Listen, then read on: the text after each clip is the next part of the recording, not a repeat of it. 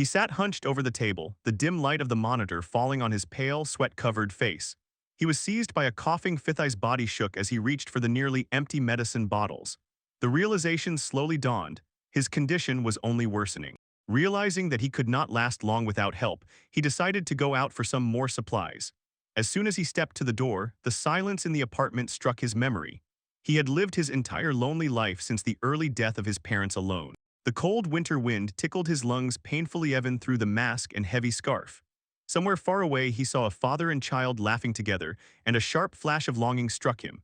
Suddenly he wished at least once not to have to stand against the world alone. His thoughts were cut off by the sharp, dazzling glare of headlights. When the car crashed into his path, the last bitter thought flashed through his mind: how truly envious those happy lives were. The blow threw him onto the cold asphalt. The frantic screams of passers-by calling for an ambulance faded into the deaf silence of the building. In his final moments, he accepted that no one would mourn his death, but clung to a desperate desire to become dear to summoning everything that would come after. He sharply gasped for air and opened his eyes. Before him rose an endless, sunlit horizon, not the dark city streets. Sitting up, he felt the terrible weight in his chest had vanished, replaced by something new: skin and a metal armor pressing against his skin. The impossibility of what was happening knocked him off his feet. His thoughts scattered, his mind still feverishly haunted by memories of his own death. A sudden light hand on his shoulder made him flinch. His heart pounded wildly in his ribs as he sharply turned to look at the one who remained unknown. He froze, staring at three young faces. These suddenly appeared and closely surrounded him. On their faces was a frozen, unfathomable warmth and attachment. Stunned and completely bewildered, he could only exclaim in confusion, not understanding what strange turn his fate or the afterlife had taken. He barely stays on his feet when small figures cling to him, and suddenly with a rush he realizes, these are just children. Feeling the sudden gravity of the situation, he looks up in confusion. Just at that moment, a mysterious letter falls from the sky, and in the silence a wordless plea bursts out. Someone must explain what is happening here. Barely does he snatch the parchment, strange signs on it begin to resonate in his head. A voice speaks directly to his soul and calls him by name: Arida. The voice continues and reveals. He was transported to this world of swords and magic to fulfill a specific request, and now he sees glimpses of a world full of dragons and ancient wonders. A striking realization overwhelms him like a physical whip. His former fantastic stories about reincarnation are no longer fiction. This is his new, shocking reality. An invisible voice then clarifies the purpose, entrusting him to protect three unique children before him and defining his role: the one who must create and maintain their bonds. Burning shackles appear, physically embodying the bond-hold between his life force and theirs. A terrible reminder: their fates are now tightly intertwined. If he falls, they will fall with him. Surveying the unfamiliar landscape, he feels the crushing weight of this new responsibility. He wonders how he will even manage to survive and protect the three others in a world he does not yet understand. He clutches his head as the disembodied voice echoes in the void and calls his name. The voice sincerely apologizes for the abrupt arrival into this strange new realm, acknowledging the full gravity of the transition. A radiant female figure emerges in the very light, and her voice carries a heavy, solemn warning. She says this world is by no means peaceful, and to endure the trials ahead, true strength is required. Kneeling on the grass, he gently places his palm on one of the unconscious children, while voices plead. The demand grows increasingly desperate, begging to protect these young lives. Nearby lies a mysterious letter, a silent witness to his new burden. He listens as the voice continues, acknowledging the harshness of his task and revealing that he has been given the necessary tools, assessment skills, an item box, and a basic travel kit for the journey. He looks at his own hands in disbelief. A sudden surge of power and responsibility overwhelms him. High above, clouds slowly drift through the boundless, indifferent sky, marking a quiet transition into a new reality. Standing alone in a forest clearing with three sleeping girls beneath his feet, he doubts his own strength yet understands. His survival is now inseparably linked to theirs. Silence breaks with a soft moan as one of the children begins to stir. They slowly awaken, blinking, squinting against the light as they sit up and survey the space with wide, confused eyes. The girls look around. Their faces show confusion and the dawning realization that they have found themselves in a new environment. They look up in awe as he reaches out to the young elf, understanding. This is their first true meeting. He decides that right now the most important thing is to check them for any injuries and ensure their safety. He reaches out his hand, but the fair-haired girl recoils in horror, begging him not to hit her. Seeing their trembling figures, he understands. To these children, he is nothing more than a frightening, unknown adult. Realizing his mistake, he immediately pulls back and apologizes for such a sharp fright, explaining that he only wanted to check if they were all uninjured. Inside, he scolds himself, knowing he should have introduced himself first before coming so close. The young man gives a gentle, soothing smile and introduces himself as Areta, then quietly and delicately asks if they can share their names. They stare at him in response with wide-open, uncertain eyes, and the first panic flare begins to fade, giving way to cautious curiosity. Slowly, they find their voices. The girl with small horns introduces herself as Layla, the one with short light hair as Alan, and the blonde as Shia. He shines with genuine relief and sincerely thanks them for trusting him with their names. Understanding that he needs to explain their current plight, he begins to tell about the strange events that brought him here, starting from what happened a moment before they woke up. Kneeling down, he meets them at eye level and reveals the truth. The goddess spoke to him and entrusted him with a message. He watches as three girls exchange embarrassed glances, their small faces clouded with confusion. Such a reaction was entirely natural to this crazy statement, so he could not blame them for their skepticism. He admits that he still does not fully understand everything. He suggests traveling together for now.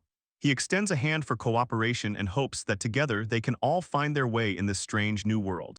Making his way through the dense thickets of the forest, he notices something interesting among the undergrowth. He calls out sharply, giving a sign, "Found it." Kneeling among a pile of mushrooms, he begins to gather what he considers edible mushrooms and herbs. The girls watch him closely, marvel at his actions and ask questions, and he explains the need to secure a source of food for himself. He calms them down, lifts the sample, and explains that he can check its safety. This knocks the awareness out of the pink-haired girl. She asks if the goddess granted him the power of evaluation. Activating the divine gift, he examined the details of the mushroom, noting its culinary uses. But as soon as his gaze fell on the girl named Layla, a hidden truth was revealed. She has the innate talent of a demon king. Stunned, he shifts his evaluative gaze to the others. She's identified as a saint by Shi's profile, and Alan's gaze reveals a hero's fate in her. The weight of their potential instantly leaves him speechless. While the children innocently continue their forgery, he retreats and firmly grasps the reality of his companions. Hero, Saint Demon King, everything gathered in one place. He wonders if their meeting was a true coincidence or the god's design. He freezes as a giant, tusked monster bursts out of the thicket like a whirlwind. Its eyes burn with primal hungry rage. The sudden appearance of the monster pierces the group with sharp terror. The air in their chests breaks at the sight of this towering creature. He instinctively throws himself over the children, shielding their fragile forms as the ground cracks and a hail of debris falls on them. When the dust begins to settle, he exhales a quiet, ragged sigh of relief, realizing they survived the first attack by mere millimeters. He quickly looks at the girls, a hoarse whisper in his voice, and he asks if they are injured. In response, a quiet, trembling confirmation, and he cautiously peeks out from behind their rocky shelter. He sees the beast is still prowling nearby, and before them a sheer cliff blocking the way forward, so he understands they must find a way to slip past this creature unnoticed to return to the safety of the main road. He places a comforting hand on the blonde girl's head as she sobs, blaming herself for waking the beast, but his face remains stone cold. He explains, this mushboar prowls for prey using fungal spores, so their current shelter is only a temporary refuge before the monster inevitably finds them again. The young man froze in place, paralyzed by hesitation. Thoughts raced as he weighed the children's innate talents against his own, which he considered complete uselessness. He wondered if they should even fight or if there was another way to survive. Suddenly, a young blonde girl stepped forward, cold determination in her eyes. She offered to be the bait, to draw the danger onto herself while the others escaped. He could only watch, unbelieving of what he saw. His heart ached at the thought of a child daring such a sacrifice. He looked at them, and a heavy wave of shame washed over him as he realized. These small, fragile beings showed more courage than he did. While they were ready to risk everything, his biting fear and survival instinct, he thought only of his own safety. A sharp flash of determination returned to his eyes as he cast aside doubts. He suddenly understood. The adult here was already present, it was him, and the responsibility for these children lay solely on his shoulders. He must act no matter the cost. Taking a step forward, he pulled the three girls closer to him, and having taken control of the situation, steadied his voice. He looked directly at Layla the blonde and entrusted her with the safety of her friends, asked her to watch over them carefully while he faced the threat. She nodded, fear and duty mingled in her gaze as he noted her relative calm and ordered her to hold the others' hands tightly. Somewhere there, the source of their terror finally appeared. A gigantic Ikasta creature rose above the horizon, and its very appearance marked the beginning of a desperate clash. He tightly gripped the homemade wooden stick, preparing himself while shouting a challenge to the creature. The animal responded with a deafening roar and lunged forward with bone-crushing force. Though a pure fear attack escaped his lips, he did not retreat. The incredible power of the monster pressed down, leaving no air. Its huge body made all efforts pointless. It slipped away from a deadly blow and a dark suspicion flashed through his mind. In this uneven fight, a single mistake could lead him to death again. Hearing the children cry his name in despair, he gripped his weapon tighter, determination frozen like steel. He knew, no matter the odds and how much he trembled with fear, he was the only barrier between these children and inevitable doom. He holds on as firmly as a massive beast that roars, tearing out a dull rumble, fangs flash dangerously. The children tremble behind him. He shouts for the creature to stop, his voice breaking, mixing despair and new determination. Without hesitation, the young man swings a wooden stick and fires it with all his might, a heavy, dull blow. The moment decides everything.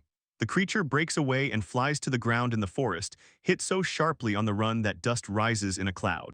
He breathes heavily, freezes, and watches intently the fallen creature as if he cannot believe the threat is truly over. One of the girls steps forward. Her voice is quiet, warm, and soothing as she confirms, "They are safe, the danger is behind them." A huge carcass froze motionless, and a strange thought slowly dawned on him. The creature's life force was completely exhausted. The direct threat vanished, leaving only the heavy, deaf, silent forest. Adrenaline finally lets go, and he sinks onto the grass, breathing out relief heavily and raggedly. His sudden movement scares the children. They look with wide, worried eyes as he tries to catch his breath. He looks up at them and sincerely apologizes, taking all the blame upon himself for the danger they faced and for the harshness of his previous shouts. The blonde, tears in her eyes, admits she was scared too, and her voice trembles under the weight of that ordeal. The tension dissipates and a feeling overwhelms everyone. The children rush to him, throw themselves at him, and grab the hands of their protector in desperate, grateful embraces. He accepts them, and his posture softens as he absorbs their shared relief and the warmth of their presence. He pulls them closer and gently whispers that they no longer need to be brave, that they can let go and let the tears flow. When the monster is gone, he promises, the nightmare is finally over and they are no longer alone. He watches as they all howl together, their little faces, twisted by raw, untamed grief of children who have seen too much. Crouching down to the forest floor, he presses the trembling trio close, shielding them with his protection. His heart drags a dull burden as he listens to their desperate sobs. He remembers their innocence and winces at the realization that such small beings had to face death without even knowing how to properly mourn. His gaze hardens, a new determination appearing as he looks down at the children clinging to him. He understands they are not ordinary, and the burden of responsibility falls on his shoulders. He swears he will be the one to protect them from the horrors of this world. As they begin to make their way through the forest, he shifts his gaze to the elf Layla, thanks her for her bravery, and apologizes for the sudden, heavy burden he placed on her. She shudders with surprise and blinks. Her eyes widen as she processes his gratitude, then looks away and shyly waves it off, mumbling that her actions were nothing special. He continues the conversation, admitting that he himself felt cold fear, but seeing her strength gave him courage. The other two children quickly join in, their voices overlapping as they confess how scared they were during the ordeal. The blonde lifts her gaze, and with a radiant, sincere smile says that it was a simple act, Layla holding her hand, that finally chased away the fear and brought her peace. He beams, the tension fading from his expression, a warm, grateful smile. Elegantly picking up her thought, he tells Layla that her presence gives him the same feeling of safety. He watches as suddenly realization dawns on her, her eyes widen in unexpected surprise, and little hands reach up to her face. When she clings to the curved horn beside her head, a painful memory slips through her, how men chased her through the forest.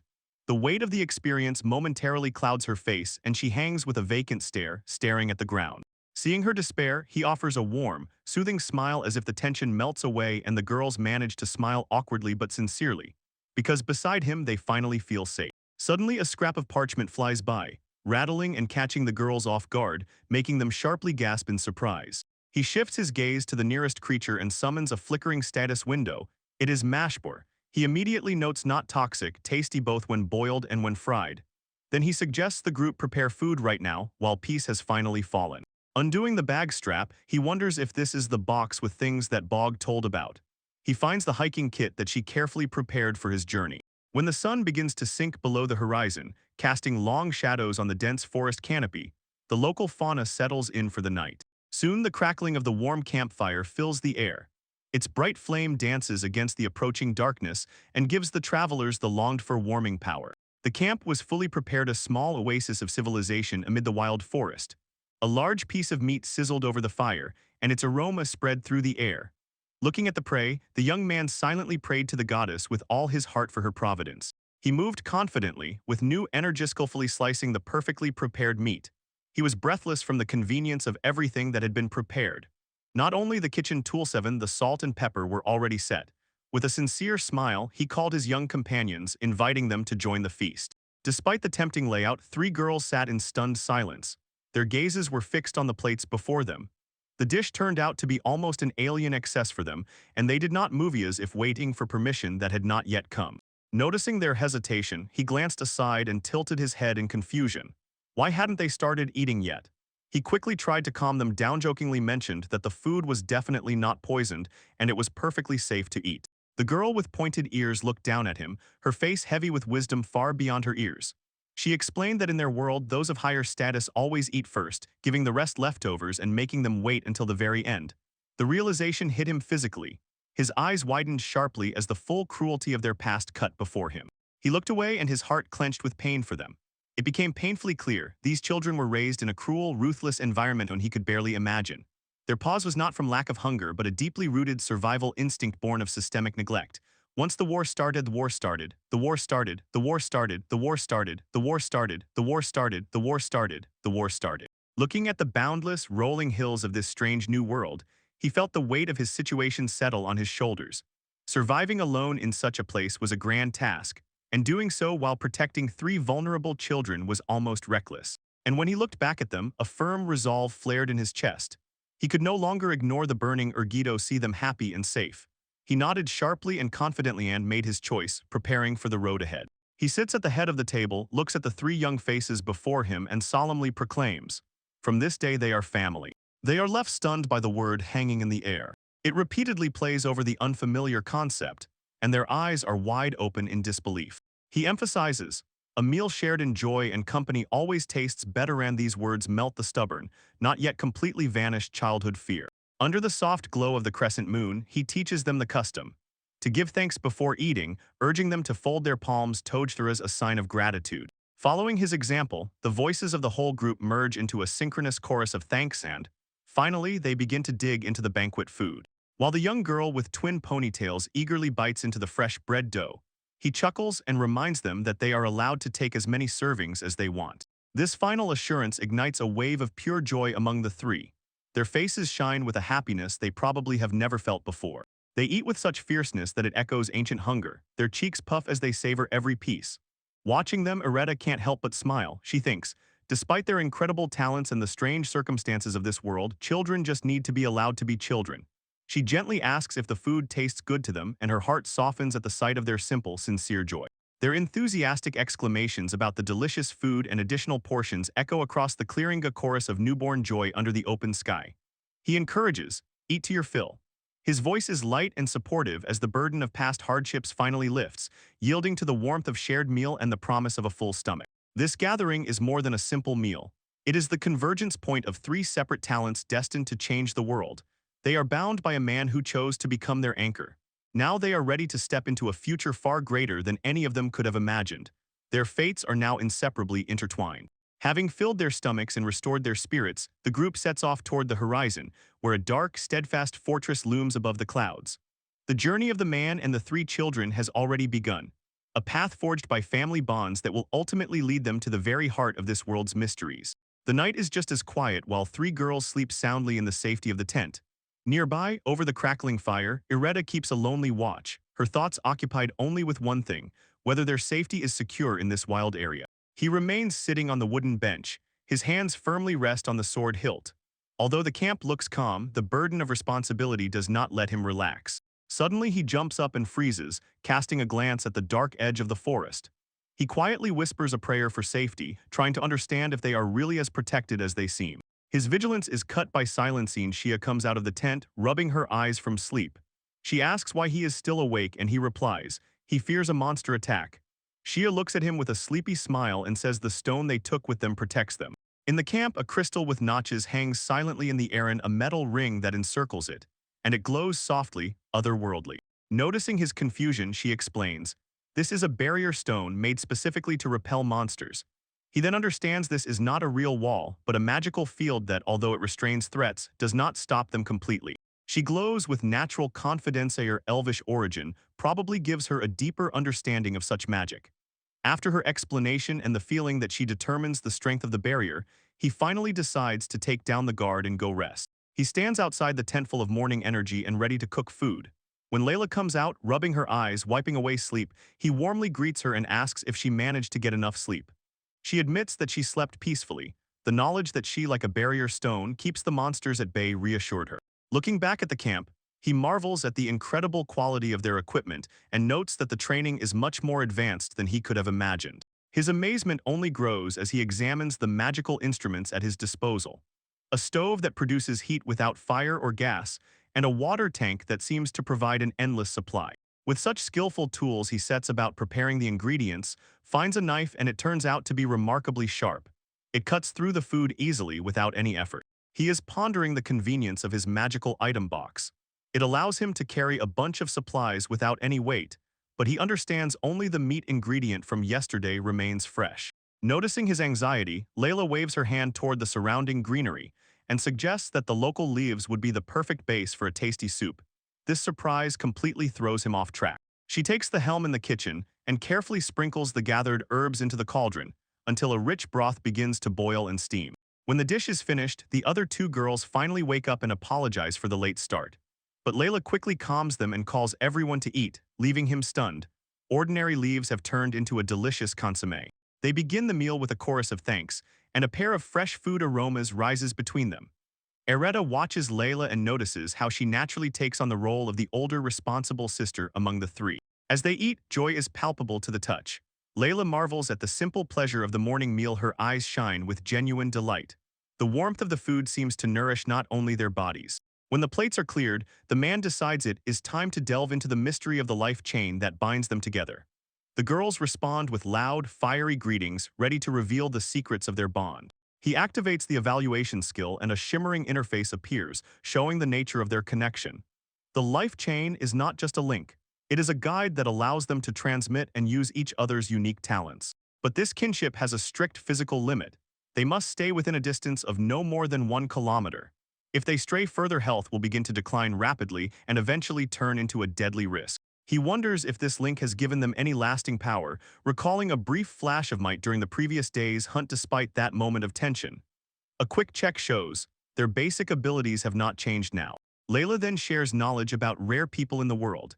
She says some are born with the potential to become heroes or already have extraordinary abilities from childhood like him.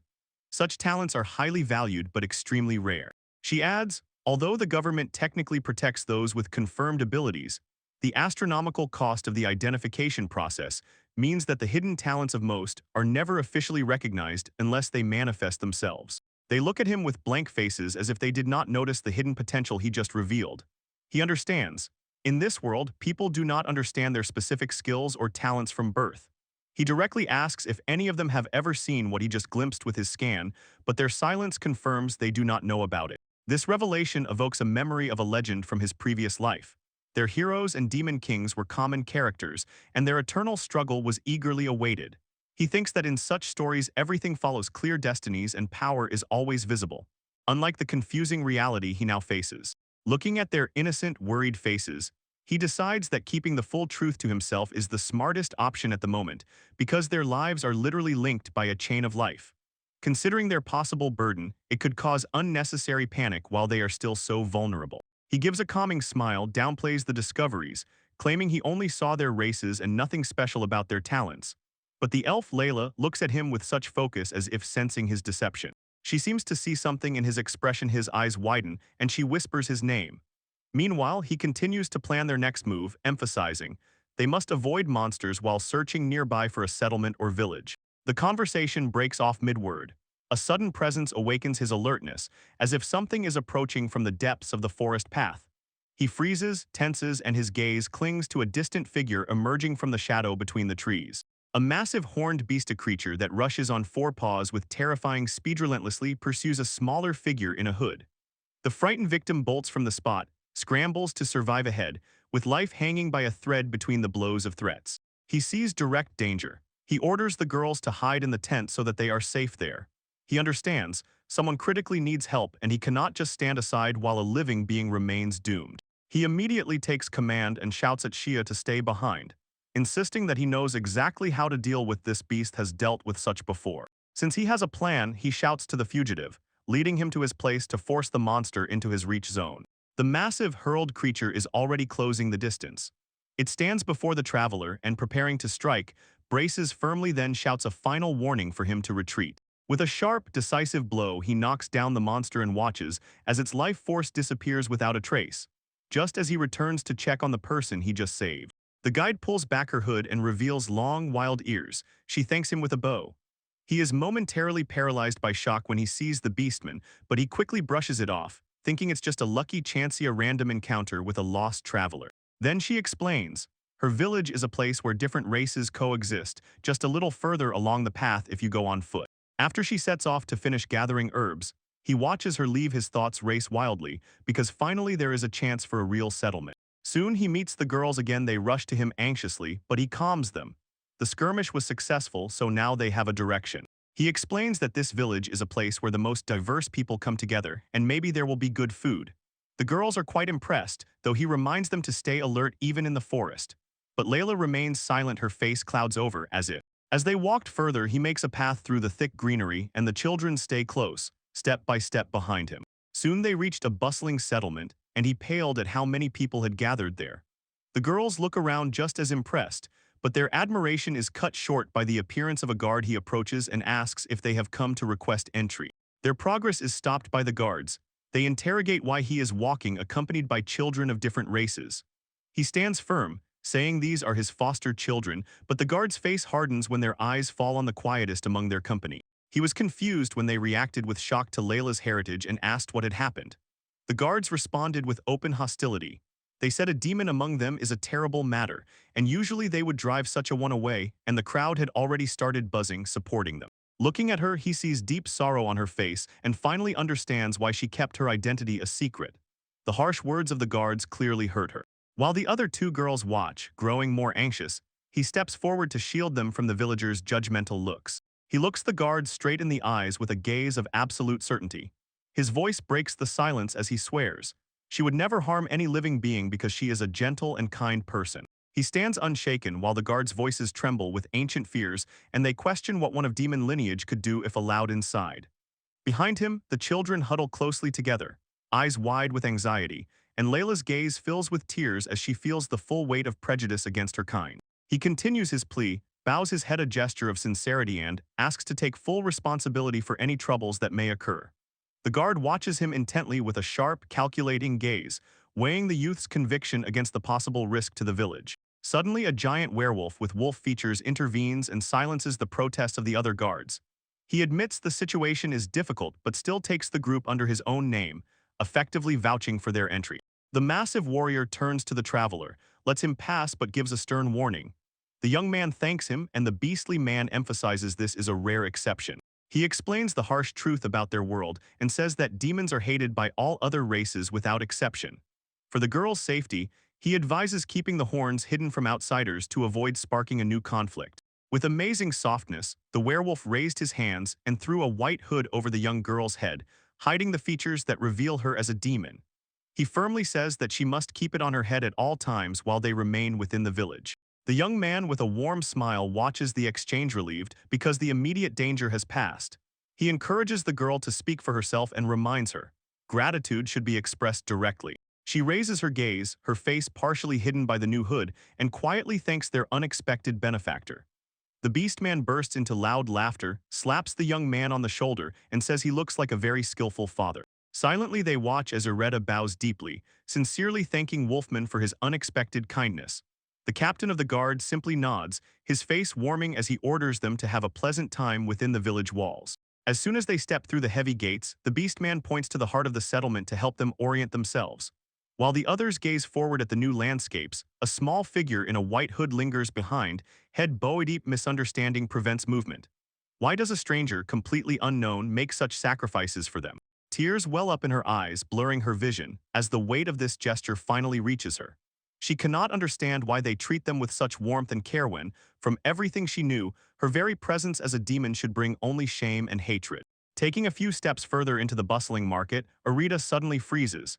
His eyes widen, and his face shows pure shocked disbelief. The display of local goods and the posted prices completely confuse him. In front of him hung several large, dried pieces of grand boa meat, each glowing with a crazy price tag 10,000. He stared at the numbers. His brain was feverish as he tried to calculate the currency's value and figure out whether this sum was a small fortune or just ordinary change in this unfamiliar country. He suddenly breaks out in a cold sweat. Zero context about the local economy and a feeling as if the ground disappeared. He struggles over the shop window, desperately trying to understand whether he is facing a rare delicacy or the seller is just trying to take advantage of a newcomer.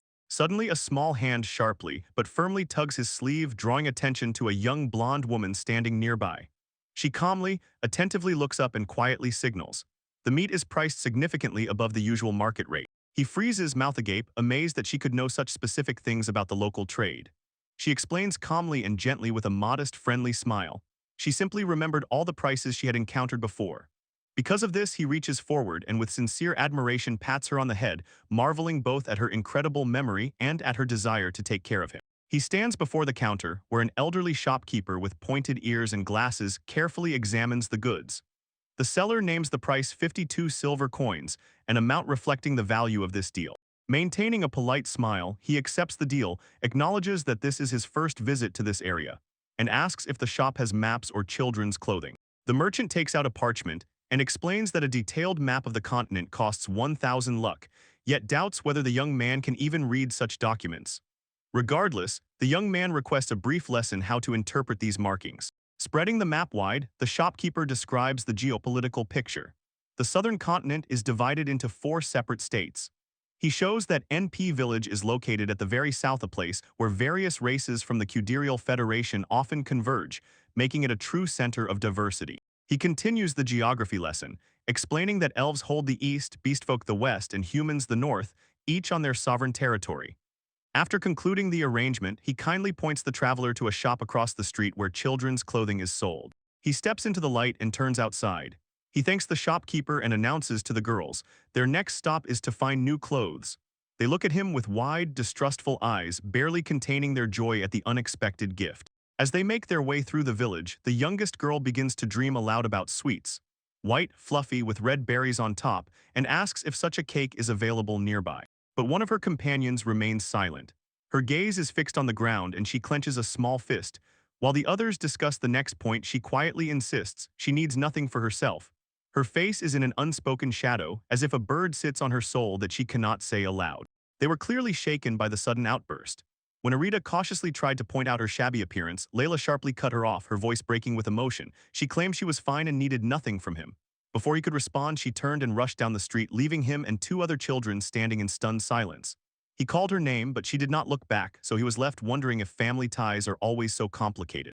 Arita calls Layla as they make their way down the main street of the city. His voice sharply cuts through the surrounding noise. He shouts for her to wait, and on his face anxiety and visible tension from their long journey. He watches as they walk away, noting how their small figures sway unsteadily with each step. He admits they had been walking all day and were long at the limit of their strength. The thought of abandoning them he cannot even imagine. He quickly informs them that he will provide for the end of the night, and asks them to wait there just a moment while he deals with arrangements. Shia immediately declares that she is going with them, unwilling to stay behind, and Layla looks up at him, tears and anxiety in her eyes. They look at him with tear-filled eyes, and in their trembling bodies is visible the full weight of their long-standing fears. Eridas softens his face, reassures Layla that everything will be fine, and that he will find a way to make it work, and also wonders if she simply hates the very idea of being apart from him. He kneels down to meet her at eye level. He promises to return for her very soon and offers to listen to everything she has to say together as soon as he is nearby. After he leaves, she stands with her companions. A heavy silence falls between them as they watch him disappear into the noisy streets of the city. But the separation lasts only briefly. As soon as panic begins, Eritis rushes through the street, his voice strained as he calls the name Layla. He frantically questions the locals, while dark thoughts race through his mind about what might happen to a small child left alone in a strange place, but no one has seen her. His desperate search is cut short mid-word as he notices a familiar, gigantic figure.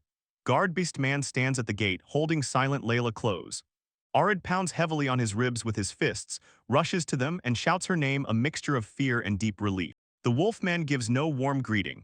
He presses a stern, growling gaze against the girl and reminds her of the promise to stay put. She can only respond with a quiet, guilty whisper, her head lowers as if under the weight of his reproach. Despite his rough appearance, the guard laughs heartily and teases her for hiding her feelings so dishonestly. Layla snorts, clearly annoyed by the remark, and Erita looks on in shocked silence. Sesh suddenly realizes that this girl somehow managed to start a conversation with this formidable stranger. With the last piece of advice, the beastman hands the child back to Erita, hinting that the two of them need to have a heart-to-heart talk to ease the tension. Before parting, he gives Beastman the last word of thanks. Holding the young girl in reliable arms, he directs his gaze to the end and decides to return to the rest of their small group. As soon as he entered the room, chaos overwhelmed him. One girl was dizzy with relief and the other rushed forward through tears. He immediately apologized for the scare. And the one he was carrying, the sister immediately held close in a strong, warm embrace. Late that night, when the girls lay down in the big bed, he sits beside them and quietly, carefully asks the one who has withdrawn if she is ready to talk. She looks at him with a heavy gaze and does not understand why he goes so far to protect them. He answers without hesitation, explaining that his concern was born from the fact that now they are family. This confession only sharpens her anxiety as she admits to a growing sense of unease. She begins to reveal the source of her fear and reminds him that she belongs to the demon race. She recounts how cold stares rained down on them in the village and is transported to a painful past. She was branded as a cursed child, her parents abandoned her, and she had to live alone amid hardships and burdens. Her voice trembles as she insists persistently. She is much worse than he imagines and admits that she has helped steal all her life. He immediately tries to interrupt, but she cuts him off mid-word in despair to make him understand how she perceives nature. She says, although she knew she had done wrong, survival left her no choice.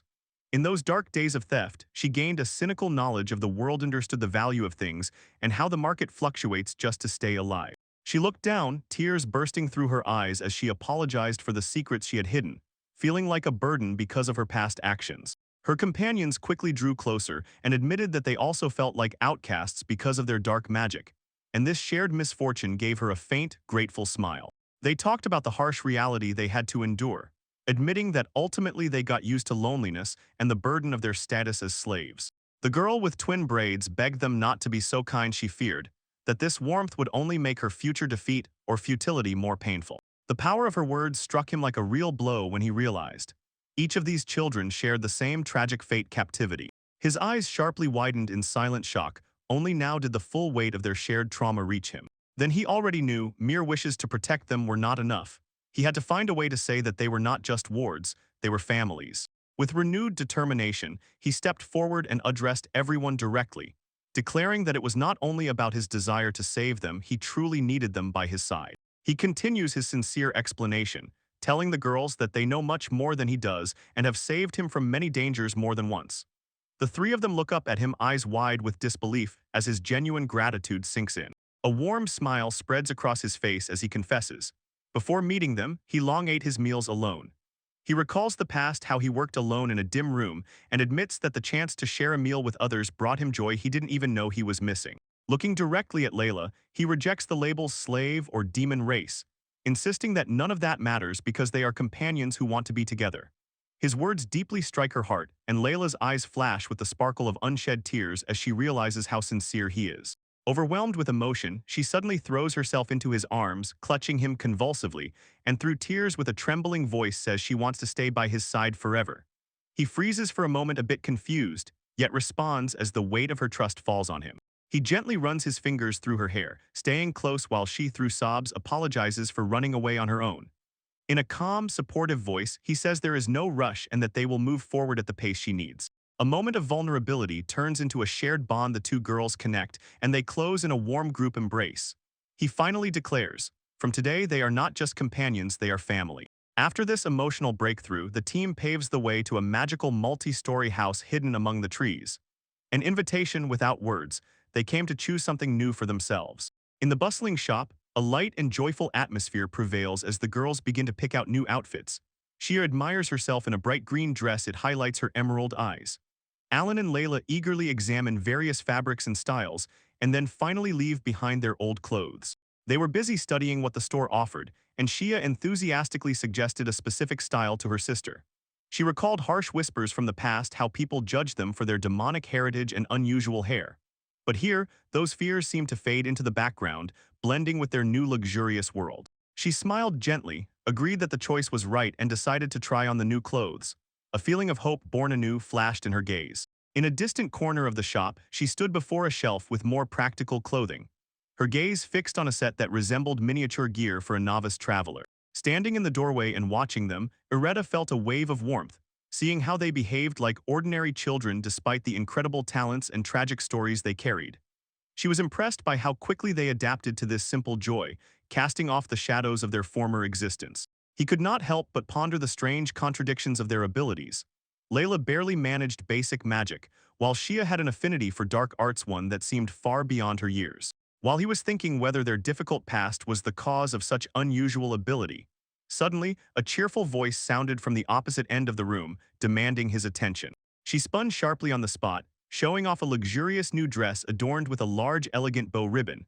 Her eyes sparkled as she sought his approval.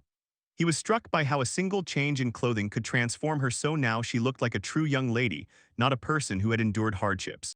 Unwilling to yield, she took a brisk step forward in her new outfit, a true young heroine with a cloak and sturdy tunic. Erida praised her bold appearance, noting how the outfit gave her a new, genuine sense of confidence, while the group shared a moment of true, relieved joy. They still admired their new outfits, but Layla looked especially uncertain in her dark beret and matching set. She insisted she was fine as she was, but the group did not listen. They showered her with compliments until her face blushed bright red. These praises quickly melted her doubts, and she beamed with a radiant smile. Erida looked at them with pride, noting how impressive they all looked together and how much he enjoyed the simple joys choosing clothes together. He could not contain a deep feeling of satisfaction. His facial expression smoothed into a genuine warm smile as he looked at the children.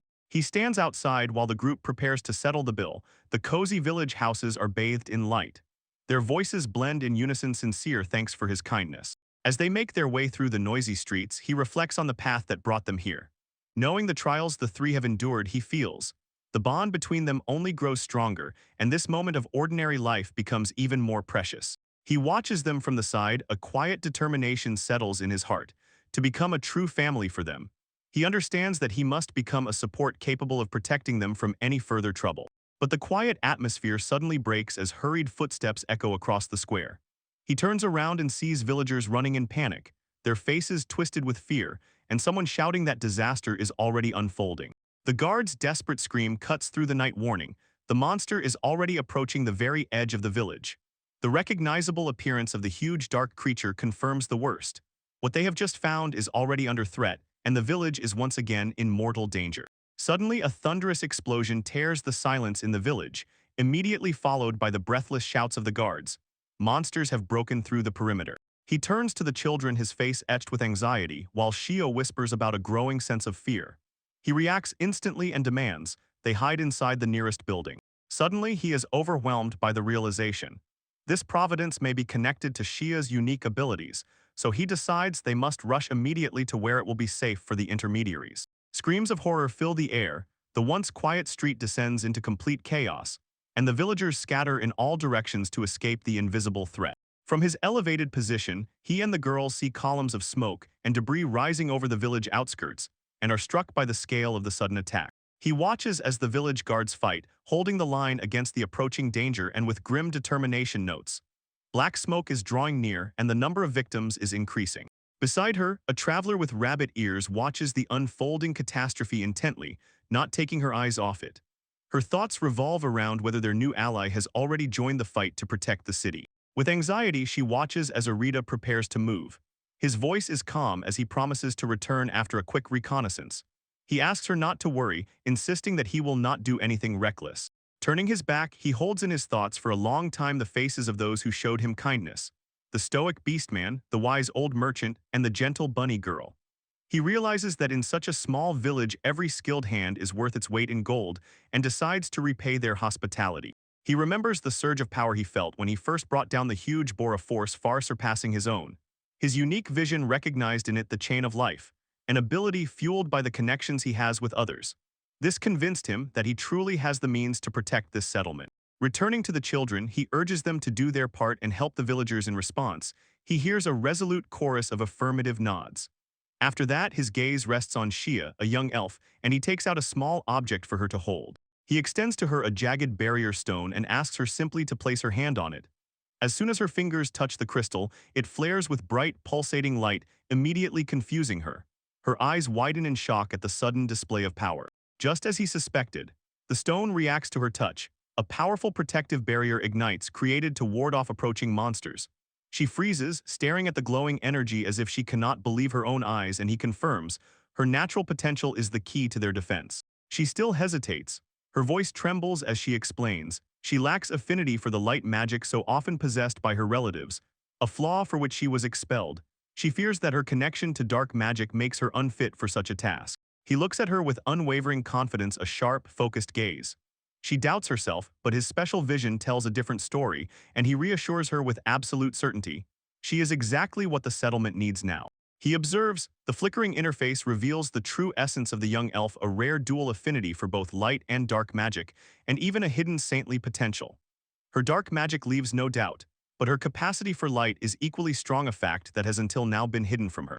Because of this revealing truth, her confusion only deepens as she recalls how she was branded by a dark elf and bullied by her own village. He gently places his hand on her head and explains. The villagers probably first saw only darkness and did not perceive the great light within it. With a smile full of warmth and support, he declares his unconditional belief that she can create the barrier, and asks if she will use this power to protect her friends. He encourages her to step beyond the past and embrace her new role as a guardian. The burden of his trust ignites a fire in her eyes, and she firmly decides to give her all, shouting about her determination to win.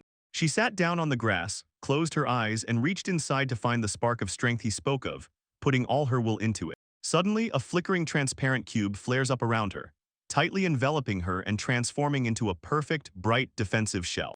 The spectators exhaled together and gasped in shock as the barrier held firm, unbroken. Its surface flashed with light and confirmed her incredible potential. He cannot help but smile. His suspicions are confirmed. These children truly have extraordinary, genuine talent. He shouts to her with pride, praising her for the incredible trick she just performed. He watches as the young elf girl stares at her hands with a stunned expression. Her voice trembles as she finally realizes she really managed to manifest her power. Returning to the door, he ordered 2 other children to stay close and support their friend until he returns. Go scout what the commotion is about. The young girl lifts her gaze to him, tears welling in her eyes as she quietly pleads, do not give your life there. From the threshold, he throws her a reassuring smile, assuring that he will definitely return, while quietly marveling at the maturity she shows despite her age. Casting one last glance, he closes the door and cuts off the silence behind him, preparing to face the maelstrom waiting outside. Beyond the safe walls, the village has plunged into complete chaos. The inhabitants flee in fear, and cries for help tear through the silence of the streets. For a moment, he freezes in the middle of the road, swallowing the sight of the panicked crowd rushing past him. It becomes even more obvious how bad everything is. He sees the wounded settled against the walls and realizes the crisis has gone much further than he expected.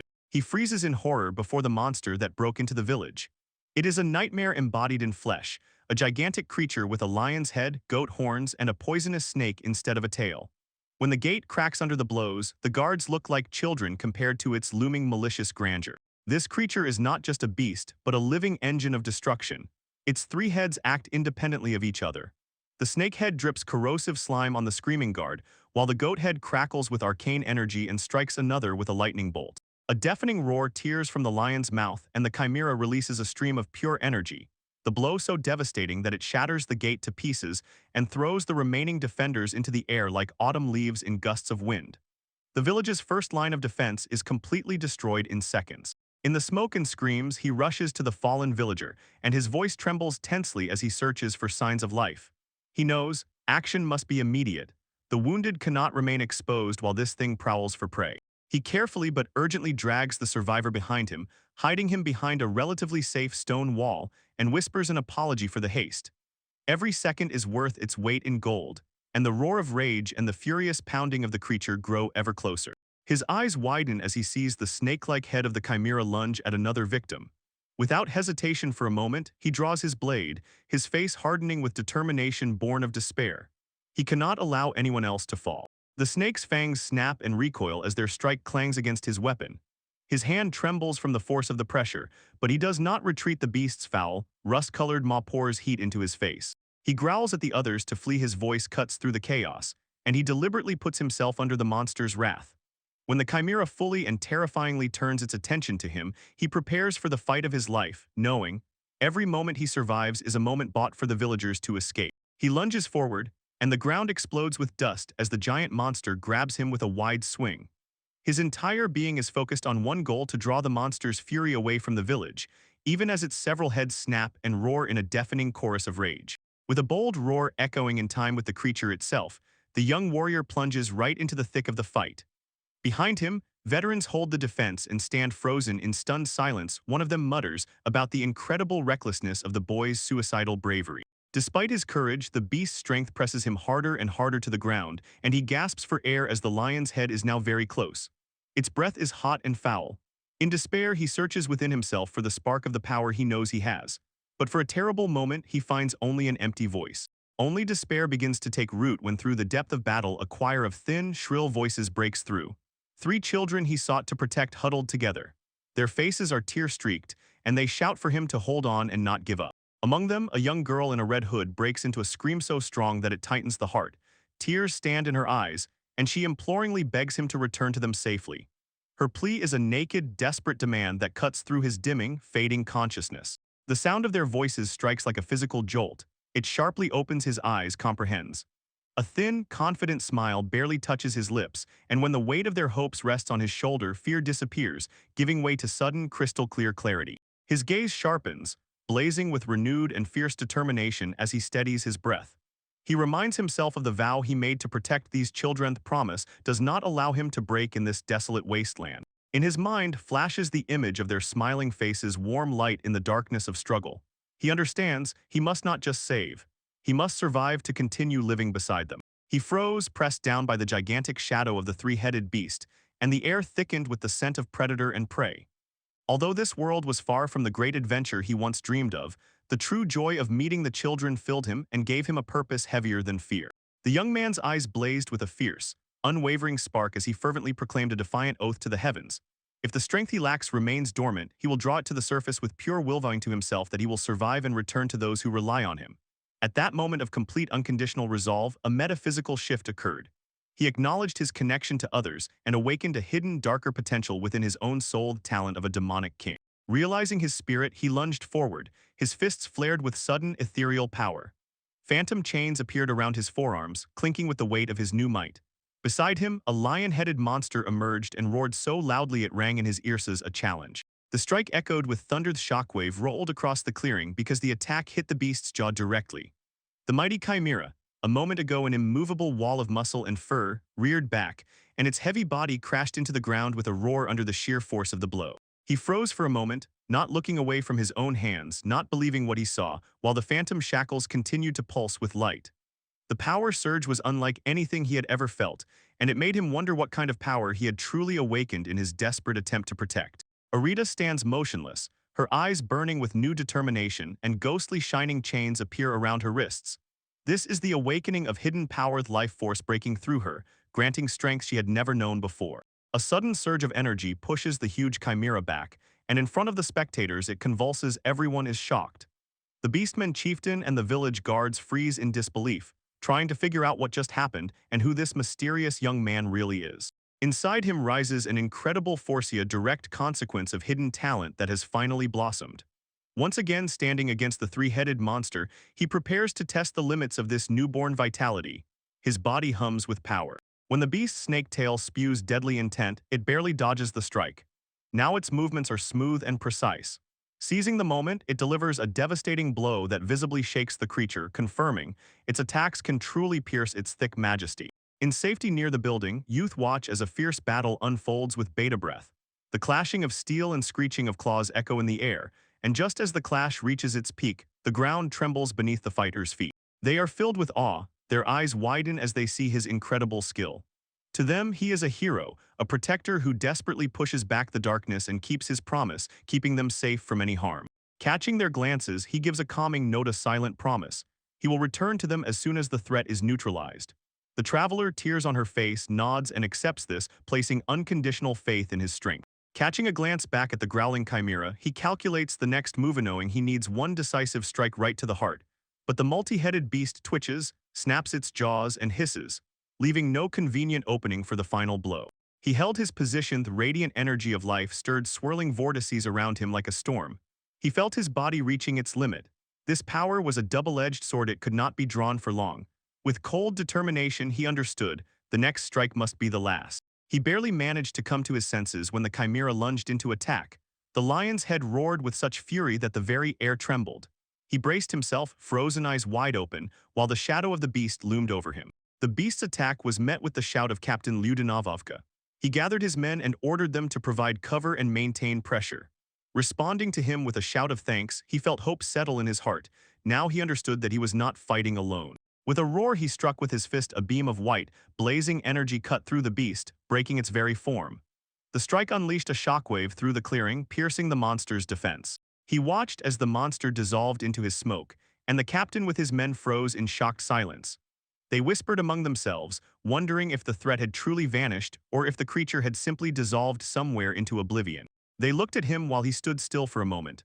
A tired smile slid across his face when he finally realized the children were safe. The adrenaline began to fade, replaced by overwhelming exhaustion. Even breathing became an insurmountable task. His legs finally gave way, and he fell face down onto the hard ground as the guards rushed forward with cries of concern. The burden of awakening proved overwhelming for his body. His vision blurred and narrowed to a point until his eyelids twitched and his eyes closed. The world faded into a deaf, heavy darkness. He slowly opens his iced wooden beams above his head become clear, and he lies in a soft bed while the morning light seeps through a nearby window.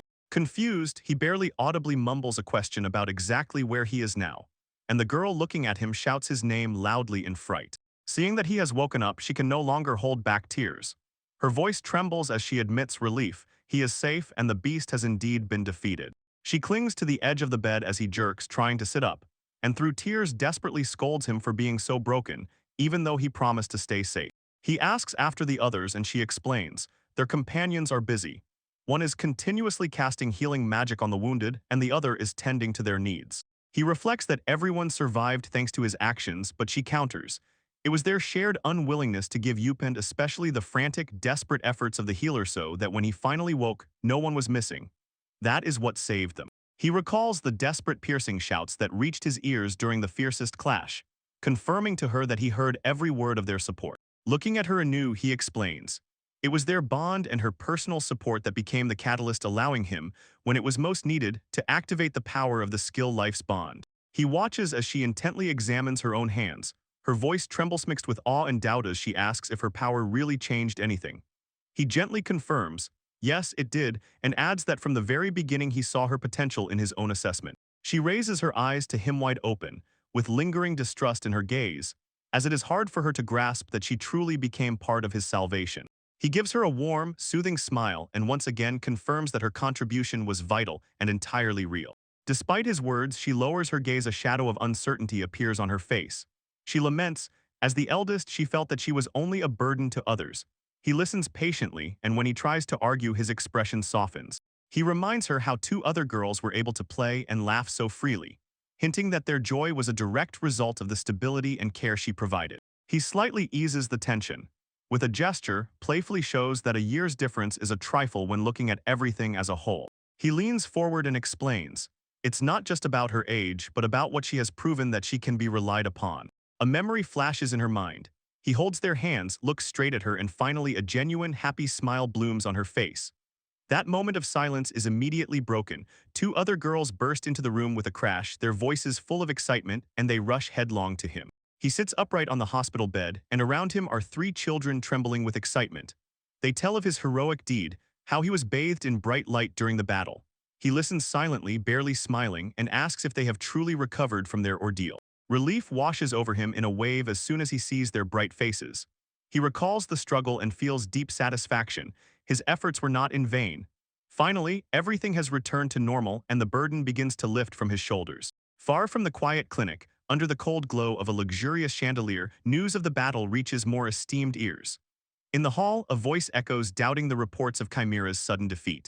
In the shadow of this luxurious chamber, figures converse about a marvel in a distant village. They speculated about the appearance of an elite S-rank adventurer and could not believe that some commoner could handle such a beast. One figure its outline swallowed by darkness hints at a more cautious approach. They decide to investigate this unknown variable, wary. Such power over time could become a threat to their own interests. A week passes and the tension of battle is replaced by the warmth of a rural feast. He sits among new friends, children, a traveler with rabbit ears, and a beastman captain, eating and laughing with them while the community expresses its deep gratitude. During the celebration, he talks with the village elders and the captain about the consequences. They admit, the losses turned out to be much smaller than feared, mainly thanks to his intervention and the unexpected effectiveness of Shia's healing magic. Later, the leader of the Beastmen pulls him aside to talk about the growing interest in their power. He asks that the true scale of the children's talents remain a secret known only to the settlemento, protect them from unwanted attention. 5 days later, he stands on the outskirts of the village. Around him are children and friends they managed to find during their stay. Smiling with gratitude, he thanks everyone for their hospitality as they prepare to leave. Nearby, the wolfman silently watches. Without them, it will become very quiet here. And the children linger a moment longer to say goodbye one last time. Next to him, a young traveler with rabbit ears carefully returns the borrowed hat and sincerely thanks them for the kindness shown to her. She insists, everything will be fine, her voice steady, though the parting weighs on her as she prepares to set off on her own journey again. Noticing her determination, the werewolf reaches out to stroke her head, teasingly recalling the nice new hat she received. The children pick up their own farewells, having grown quite attached to the stern yet kind gatekeeper who guarded them. While they exchanged these last words, the village elders drew the little ones into a warm embrace, their faces shining with genuine affection. They insisted, come again whenever you want and don't forget to keep your strength, for there is still a road ahead and plenty of good food. Joining them, he and the young elven girl give their final thanks for the delicious meals and for repairing their clothes. The warmth of kindness in this village left an unforgettable mark on both, giving a brief respite before they meet the unknown again. As he watches the sincere farewells, a quiet comfort washes over him. He remembers how this village became a true refuge full of good people who welcomed them without hesitation, making it even harder to leave now. Despite the solace he finds here, he knows they cannot stay. His thoughts already reach toward the road ahead to ensure the children grow up safely and to uncover the truth about their strange origins and hidden abilities. They need to gain knowledge that this quiet corner of the world cannot provide. One last time looking at the gate, he leads the children toward the horizon. Confidence presses on him to see the world through their eyes. He bursts forward to set out together into the unknown and experience much of what they will share on the road, leaving the safety of the village behind. He makes his way through dense foliage, a heavy backpack strapped tightly to his back, while the children stay very close. When one of the girls asks where they are headed, he explains, they are going to the city of Trial City, located within the human nation of the Cuderial Federation. Since the road is long, he estimates it will take about 10 days of travel, so every night they will have to camp under the stars. The prospect of a prolonged adventure draws a joyful shout from the children, and their excitement echoes through the trees. Over the days, their routine settles into the rhythm of the road and training. During a break at the camp, Alan swings a wooden sword with focused intensity. His small figure moves with unexpected determination. When he gives sincere praise for her form, her face lights up with a radiant shy smilish is clearly touched that he noticed her effort. Under the protection of their tent that evening, the girls reflect on their newly gained determination. After the terrible events in the village, Shia and Layla have become remarkably diligent. Their shared desire to be more than just travelers drives them. They quietly talk about how pleasant it was to help the locals and how they want to preserve that feeling. Meanwhile, Shia focuses her efforts on the arcana. She sits in silence, sinking into concentrated thoughts, frowning as she tries to heal and tame the magical energies within herself. Her motivation is clear and selfless. She wants to gain power to protect her comrades from any danger that may await them. But while her sisters hone both magical and intellectual abilities, Alan remains alone with her practical saber feeling the weight of her own, seemingly, limitations pressing down. A shadow of doubt runs through her thoughts. What if without magic she cannot stand equal beside them? Shaking off sticky despair, she doubles her efforts. Her movements become more aggressive and purposeful. She recalls the supportive words of the best man guard she met back in the village. She was told to eat well and grow strong. With a sharp cry, she vows to master the sword techniques he showed her and decides to protect everyone with the strength of her own two hands. They continue training under the fading light, and Alan gets lost in a reverie about the man who saved them. She imagines how he wields his blade with such ease and wonders if she will ever match his skill.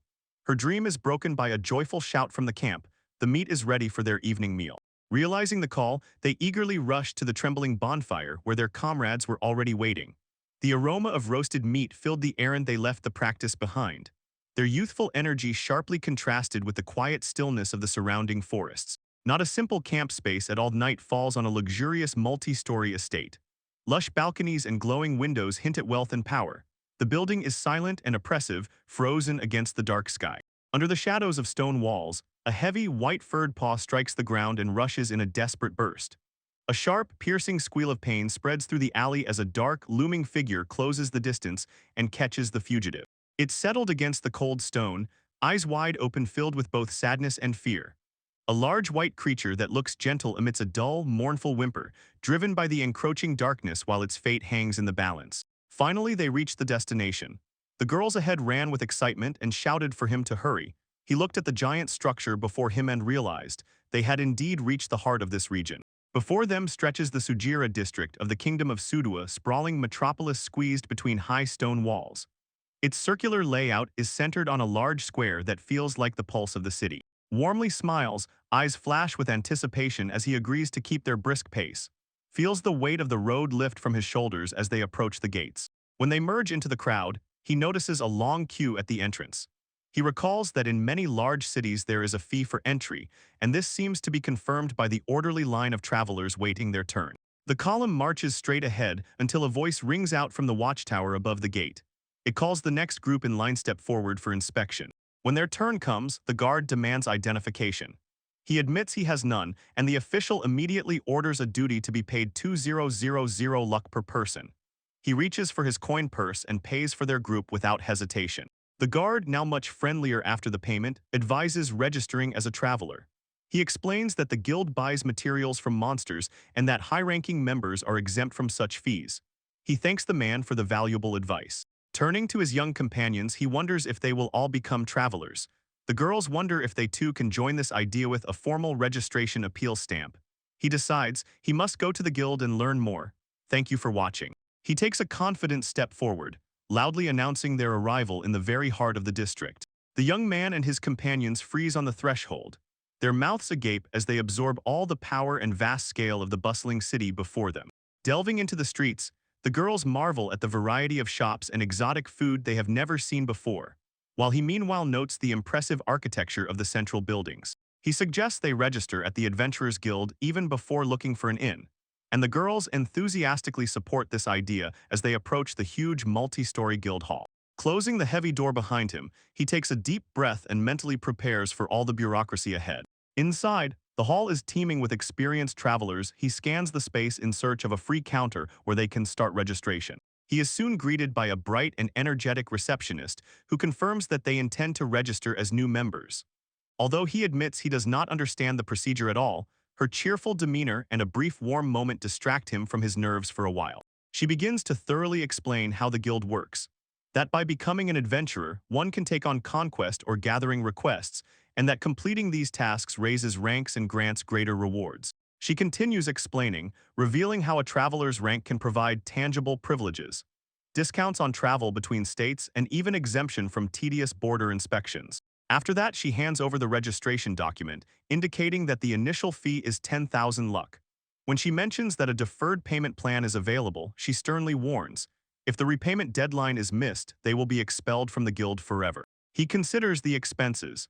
10,000 luck is still manageable for one person, but paying for 4 is a heavy burden, especially considering their daily living costs. In the end, he decides to proceed and asks to register himself and the children under the deferred payment option, a choice that clearly leaves the woman behind the counter stunned. They peek over the edge of the tall wooden counter, and their large, curious eyes take in the views of the guild hall while the receptionist asks if such small children really need to be registered. Her guard reassures her, everything will be fine, and she cautiously adds that a traveler's life is full of dangers, although she admits there are less risky tasks for beginners. She watches as one of the girls leans forward with a determined cry. Sparks of excitement shine in her eyes as she insists that they are fully capable of fighting. The girl's declaration is immediately met with a sudden, mocking burst of laughter. A group of rough men looms over the small company, casting a scornful glance at the idea of children playing and traveling as adventurers in a place meant only for serious matters. They tower over the group, their laughter echoing through the hall while the leader demands attention, But Arita does not take her eyes off the counter. She asks to register the children. Such open contempt only irritates the man, and he sharply orders the youths not to ignore him. He suddenly lunged forward, grabbed Ireta by the collar, and snorting disdainfully tossed him up. While Layla cried out in alarm, the monster mocked the fragile figure of the boy and hinted that a simple apology might be enough for him to receive forgiveness. Despite the physical threat, the young man remained astonishingly calm and coldly inquired whether the corresponding strike would be considered a lawful act of self-defense. This unexpected defiance stunned the attacker for a moment. His face changed from mockery to rage that was only ripening in silence. A sharp voice suddenly cut through the tension and ordered both sides to immediately cease hostilities. Firm footsteps were heard approaching, meaning someone with authority was already on the way to stop the dispute. She stepped forward with a stern expression. Her finger sharply pointed at the man named Bram. Firmly, she reminded him, the guild strictly forbids fights, and if he does not release his grip and stop causing trouble for other visitors, he will face severe punishment. The woman watched as that rude man finally gave up, retreating backward, letting out an irritated groan. Then she turned her gaze to Arita and the girls, sincerely apologized for the caused commotion, and explained that many adventurers were on edge due to the recent surge of strange reports about monsters and the damage they caused. She quickly regained her cheerful mood, so it was time to proceed with the official registration of all four. While Arita took her warning about the uneasy atmosphere to heart, she herself immersed in the necessary papers to complete their enrollment in the guild. The maid then laid out the guild hierarchy before them. She explained that travelers are divided into 6 separate ranks from the starting E to the legendary S. She emphasized that the S rank is reserved only for those whose actions had a global impact and encouraged the recruits to strive for greatness. Arita quietly equated such a status to a hero who saves the world. She suggests that since they will act together, they should register as a party. This allows them to share quest information and makes their future affairs much more convenient. Arita agrees because she thinks it's a good idea. They will be traveling together anyway. The registrar happily accepts the request and begins preparing identification signs. She hands them their new traveler tokens and orders them to wear them around their necks. They are needed for quest registration. The girls are delighted by how beautiful they are. One of the girls happily helps Arita put on the plate. He smiles warmly and thanks her, greatly appreciating this gesture. He thinks about what it is like to wear the same plate as the girls and notes. This feeling of unity is stronger than usual. The girls are just as wildly happy that he suits them.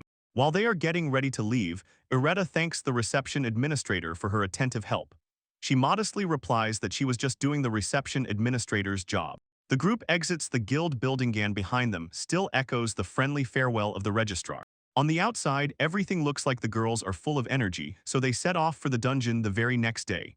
But Arita says, let them rest the whole day to recover. Suddenly, the same crowd of loud travelers abruptly stops him again as before. The leader, twisted in a grimace of contempt, demands an explanation for how they dare to humiliate him again, fists clenched at a clear display of intimidation. The young man tries to reason with them, asks if they did something wrong, but his calm behavior only further enrages the giant in mohawk clothing. The experienced traveler growls that he cannot stand their arrogance because their appearance with children is a mockery of the profession and strikes with a heavy, gloved fist. Just as the blow is about to fall, a sharp cry of protest cuts through the silence and signals a sudden turning point in the struggle. Before the man can react, Alan abruptly bursts into the fight. Her small body moves with such speed that it completely throws the seasonal warrior off balance. With a sharp horse effort, she drives her fist deep into the man's abdomen. The blow ripples through his heavy armor and knocks the breath out of him. His companion froze in stunned silence, as the young girl methodically dismantled the rest of the groofer movements so lightning fast and efficient that the veteran adventurers trembled with disbelief. Having neutralized the threat, she stands calmly while the defeated men groan on the ground, and her guard meanwhile watches, trying with all his might to comprehend the bloody spectacle of irresistible power he has just witnessed. Turning with a radiant, innocent smile, the girl admits she was a little scared but declares her desire to work even harder because she wants to become just like Arita. She is gently patted on the head while her companion marvels at her rapid growth and says how much he already relies on her strength and spirit. The excitement of the day is already behind, and he suggests quickly finding a place to rest and prepare for the trials awaiting the coming morning. The girls greeted his proposal with cheerful, unanimous agreement. Soon the trio is sound asleep, hidden under the blankets of the large bed, and their measured breathing remains the only sound in the quiet room. He pauses his gaze for a moment, a soft expression on his face, then quietly gathers his gear and slips out of the room so as not to wake them. Looking back on their journey, he realizes how much the continuous hunting and the pressure of the city have exhausted them. He proudly notes how much Alan has strengthened, confident that the fruits of their harsh training will finally show once they enter the dungeon the next day. Raising his eyes to the boundless starry sky, he steals away the last traces of hesitation and whispers a promise to himself. He must push his limits and do everything as best as possible for the sake of the whole group. The next morning the sky is clear, and the bustle around the local guild house announces the start of a new day of adventures. He leads the group to the registration desk, where they are greeted by a smiling red-haired beauty. She warmly welcomes them, impressed that they came so early and that they are ready to immediately dive into the next task. He stands with the girls by the guild counter, where they proudly display their new equipment. One of them excitedly explains that he bought it for them as a celebration of their first dungeon die. Following her example, Layla with a wide smile grabs her brand new sword, catching admiring glances. Meanwhile, Shia silently refuses the new weapon. She strokes her own gear and notes that she is already well prepared. Ireta finds this remarkably cute. Seeing their readiness, the receptionist selects an appropriate task, a request to collect fangs from black mice. She says this is the perfect introductory mission for a team of their level, and they promise a steady reward for their efforts. They lean in to examine the parchment and note the requirement: 20 fangs. He weighs the difficulty and concludes, since these creatures are not very powerful, this should be manageable as a first step for the team to test their coordination. As soon as they agree, the receptionist processes the request, and a faint magical light stretches from the document until the registration is complete. The girls freeze in delight. The contract is officially sealed with their party. When the papers were all in order, she gives a final warning. She says that the black mice live in the underground dungeon of the city. She warns that the deeper they go, the thicker the magical energy becomes, so they must be vigilant. The danger only increases. He leads the group out of the noisy guild hall and guides them through the city streets to the destination. While everyone walks together, he mentally prepares for the trials hidden beneath the cobblestones and maintains a steady pace. The group quickly moves into a quieter neighborhood, and the atmosphere instantly changes, from a noisy market to something deeper and sadder. One of the girls points out the difference, noting how different the air feels here as they approach the entrance to the underground labyrinth. He stands before the gaping maw of the dungeon. Darkness inside seems to devour the light from the entrance. As soon as they step over the threshold, the girls express their concern. The air here is heavy and foul.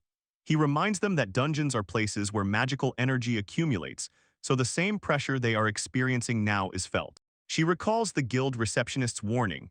Monsters in the dungeons are much stronger than those outside because they emerge from that incredible density of mana. He is impressed by her memory, although she modestly attributes it all to what the receptionist told them.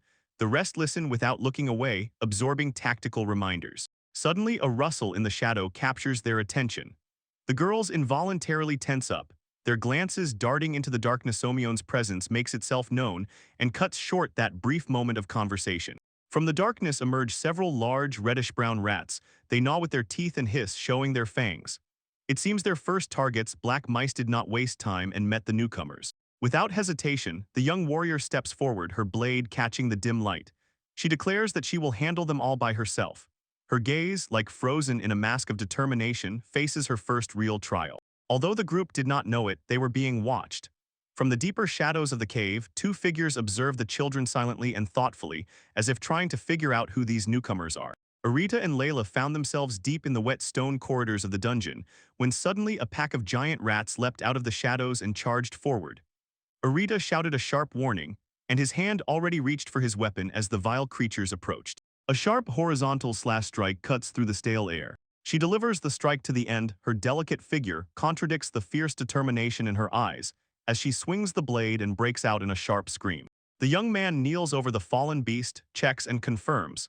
These giant rodents are indeed the targets for which they were sent hunting. He counts. They still need to cut down 16 more to fulfill the request, but Layla does not stop, even when another swarm begins pouring out from a dark crack in the wall. She turns into a blurred motion, methodically tearing the jumping rodents apart, precise and practiced.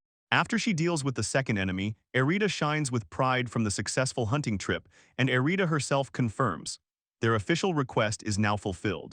Having completed the task, they still decide to delve deeper into the tunnels to test their own limits. Their Arita pulls out a blade of pure twisted shadow, a manifestation of Layla's hidden talent, which he revived. He stands next to Layla and discusses the bond they formed during the battle with Chimera. He says that after he used his power on her, she learned to use magic, although she couldn't before. And he wonders if their bond itself triggered these changes, allowing her to touch a power she hadn't even suspected. Because of this bond, she admits that she can now feel his mana, although the thought makes her tremble with embarrassment. She finds it strange and a little scary how clearly she can sense his presence, a feeling entirely new to her. Their conversation is cut off when a swarm of skeletons crawls out of the shadows. Some hold bows. He sharply warns the others of the imminent danger. He feels that this time it will be deadlier than before. The undead act with eerie coordination. In response to the threat, he conjures magical shields for both girls, forcing them to move forward under protection. He is confident. With these barriers, they can safely close the distance and engage the archers directly. While the shields held their ground, the two girls rushed forward against the undead. Their strikes shattered the fragile bones of the skeletons in a flash, relentlessly, in the whirl of motion. After a brief skirmish, she inhales deeply, composed to master the new weapon and become more useful in battle. She knows she must squeeze out even more from herself to keep up with all the trials ahead and protect those she cares about. Suddenly, a desperate cry for help echoed like moonlight in the cave, and it drew their attention deeper into the darkness. Someone nearby is in danger, and the urgency in the voice is felt without any doubt.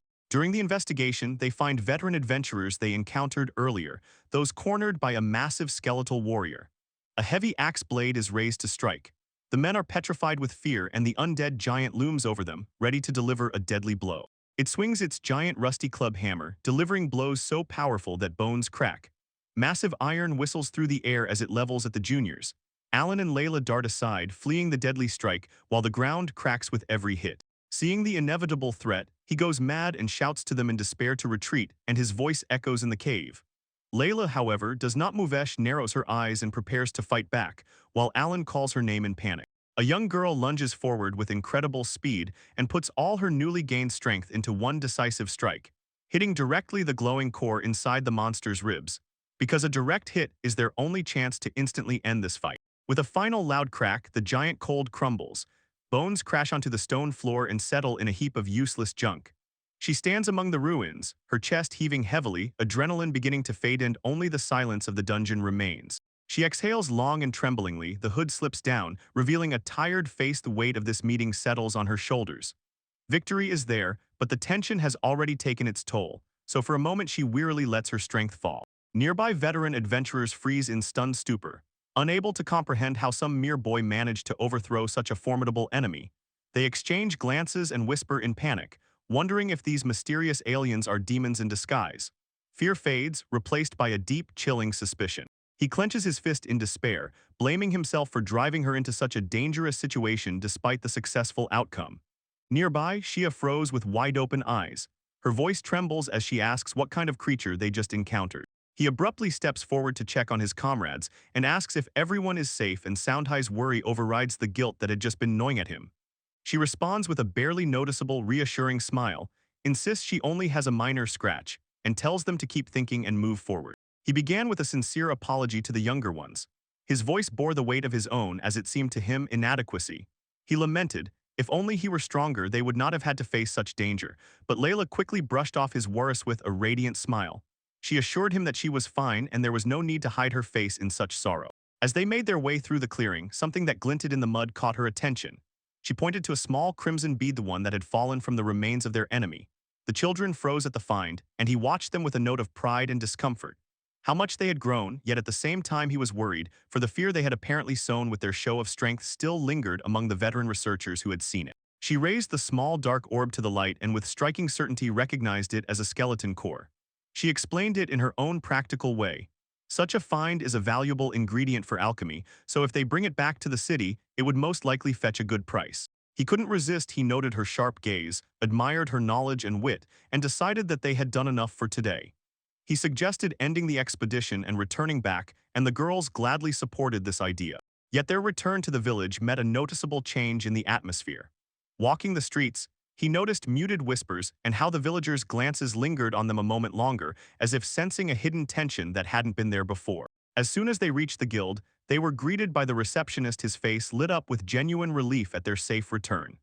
Seizing the moment, he asked if it was possible to exchange the items found during their travels for money beyond the specific demands of their initial request. When he pulled out the crimson core, the receptionist's eyes widened in shocked surprise.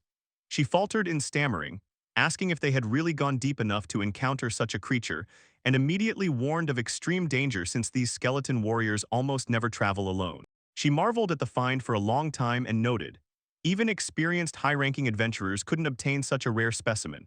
He modestly brushed off the praise, attributing the discovery to simple luck, then casually showed the contents of his item box. It was overflowing with collected materials of impressive size, leaving the receptionist completely speechless. He stood before the counter, eyes wide, while the receptionist handed him the final payments for the quest and item exchanges. The wallet rolled out such an amount that she couldn't hold back. She said he was probably lucky and truly blessed by the goddess. Next to him, a young elf with pointed ears beamed with joy as the receptionist tallied the count. The quest reward was 1,800 luck, and with 200 skeleton cores combined, it totaled an astonishing 101,800 luck. The receptionist continued, sincerely thanking them and promising to inform the local alchemist, who was always in dire need of these cores, about their contribution. Arita gave a modest smile. She was pleased that their efforts would serve a greater purpose in the city. As they turned to leave, his face hardened. He caught quiet, poisonous whispers from other adventurers nearby. They watched their group intently and, with a shudder, asked which of the children was a demon, hinting that he might be controlling them by some dark means. The young girl, sensing the change in the air, slowly looked down with a heavy heart.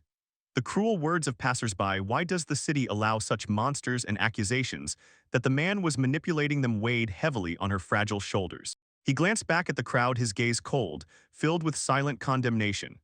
To him, there was nothing more pitiful than adults hiding in the shadows to shame children who had done nothing but endure hell. Feeling her pain, he lowers his gaze to the girl, but she looks him in the eyes and responds with a composed, though slightly hurt smile. She says he doesn't need to explain anything, assuring him that she is fine despite the cold attitude from the townspeople. With a final polite nod, he thanks the attendant for the help and leads the children to the exit. They leave the flooded guild behind, the burden of a successful performance, balanced by the glances of suspicious people who remain on it for a long time. He leads the children through the noisy city streets, the guild's Angerit's weight still fresh in his mind. The atmosphere pulls him back to their first arrival in the Villagia, time of uncertainty and wary glances. While they walk, Layla glances up at him. Her voice is quiet, almost barely audible. She suggests that if their presence sows such fear, maybe they should wear collars again. Layla thinks, as slaves, they wouldn't seem so frightening to the townspeople. He brushes it off with a careless laugh, thinking she is joking, but her face remains grim. He thinks to himself, does the very fact that they can talk about such a dark past indicate how much stronger they have become? Suddenly, Alan stops as if rooted to the spot, her voice trembling as she shouts a firm refusal. She declares that being a slave is unacceptable, and this sudden outburst of anger confuses the entire group. Tears well up in her eyes as she continues, her voice trembling from raw emotion. She reminds them all that they have finally won freedom, and the very thought of returning to those chains is more than she can bear.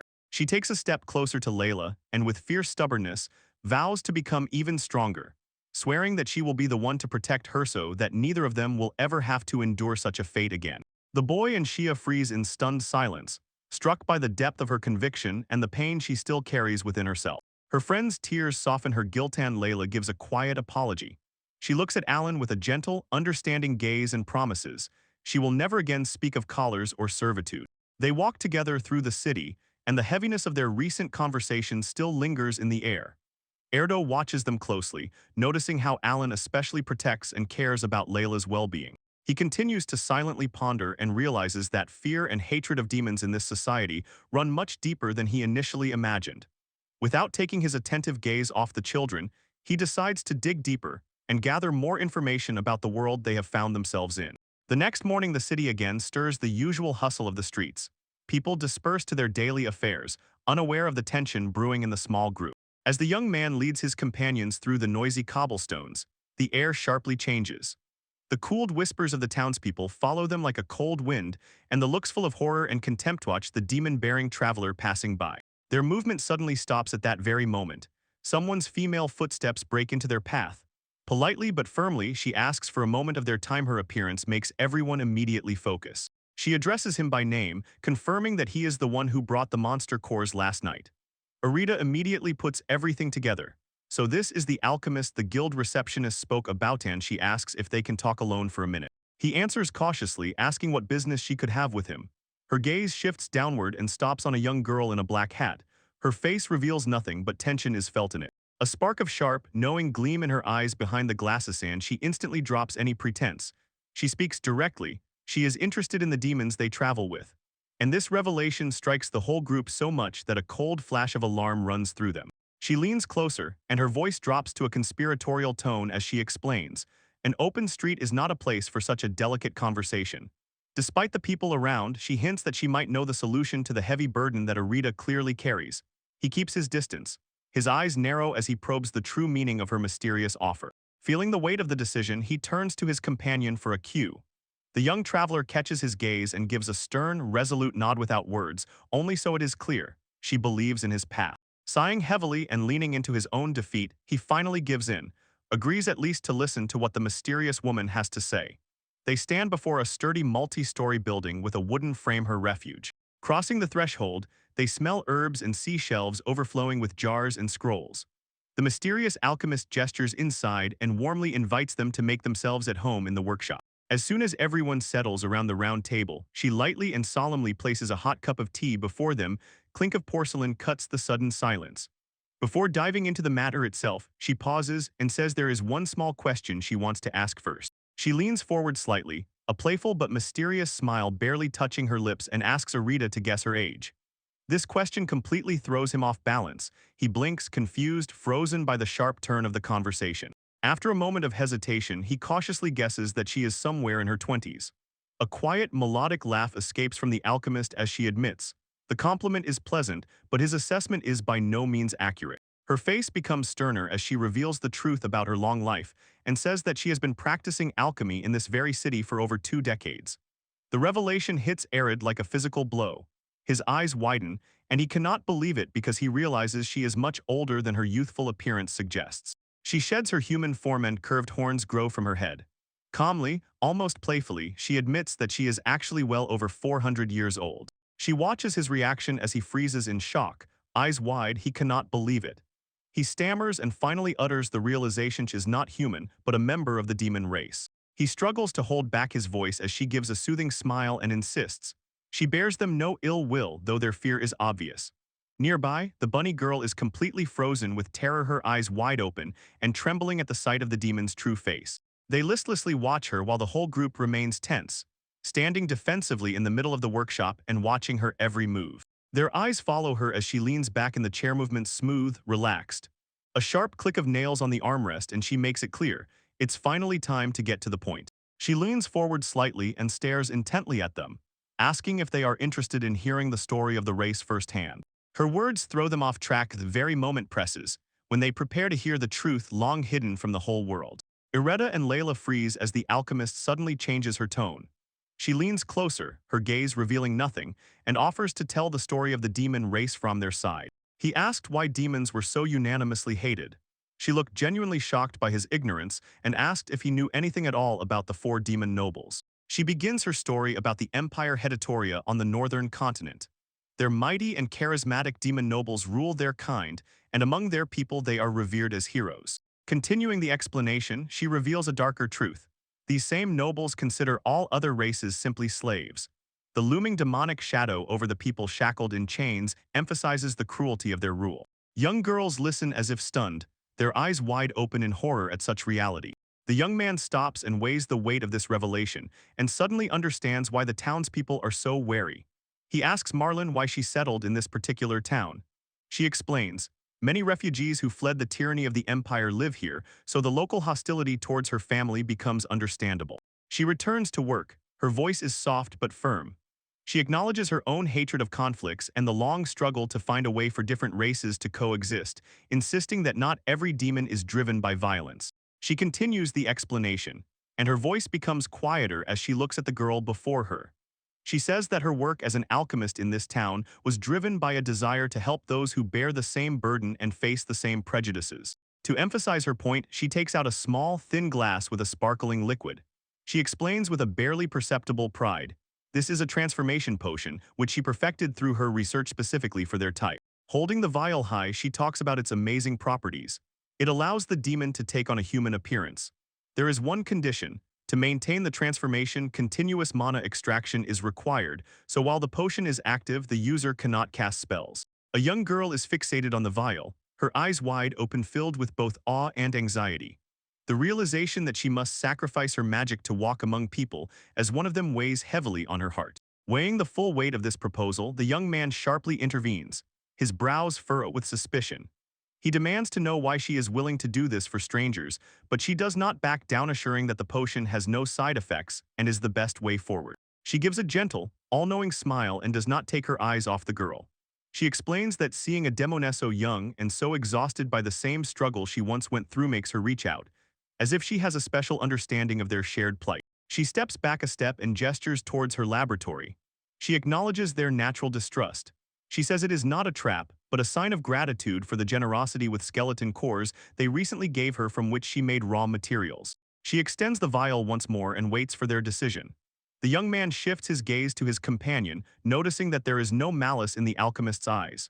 If this truly opens the way to peaceful coexistence, is it worth the risk? And finally he asks the girl if she wants to try. He noticed her heavy silence when she stared downward. The burden of the alchemists pressed on her so much that it was visible, it bent her young shoulders. Seeing her hesitation, the alchemist gently insisted. There was no rush. He advised leaving the potion and considering the choice at her own pace without any pressure right now.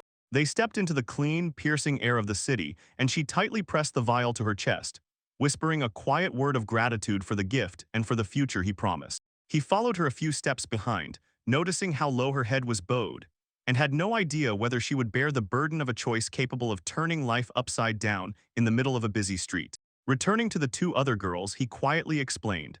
The city's bustle might prevent their friend from finding peace, so he suggested spending the night by setting up camp in the silence of the wild nature.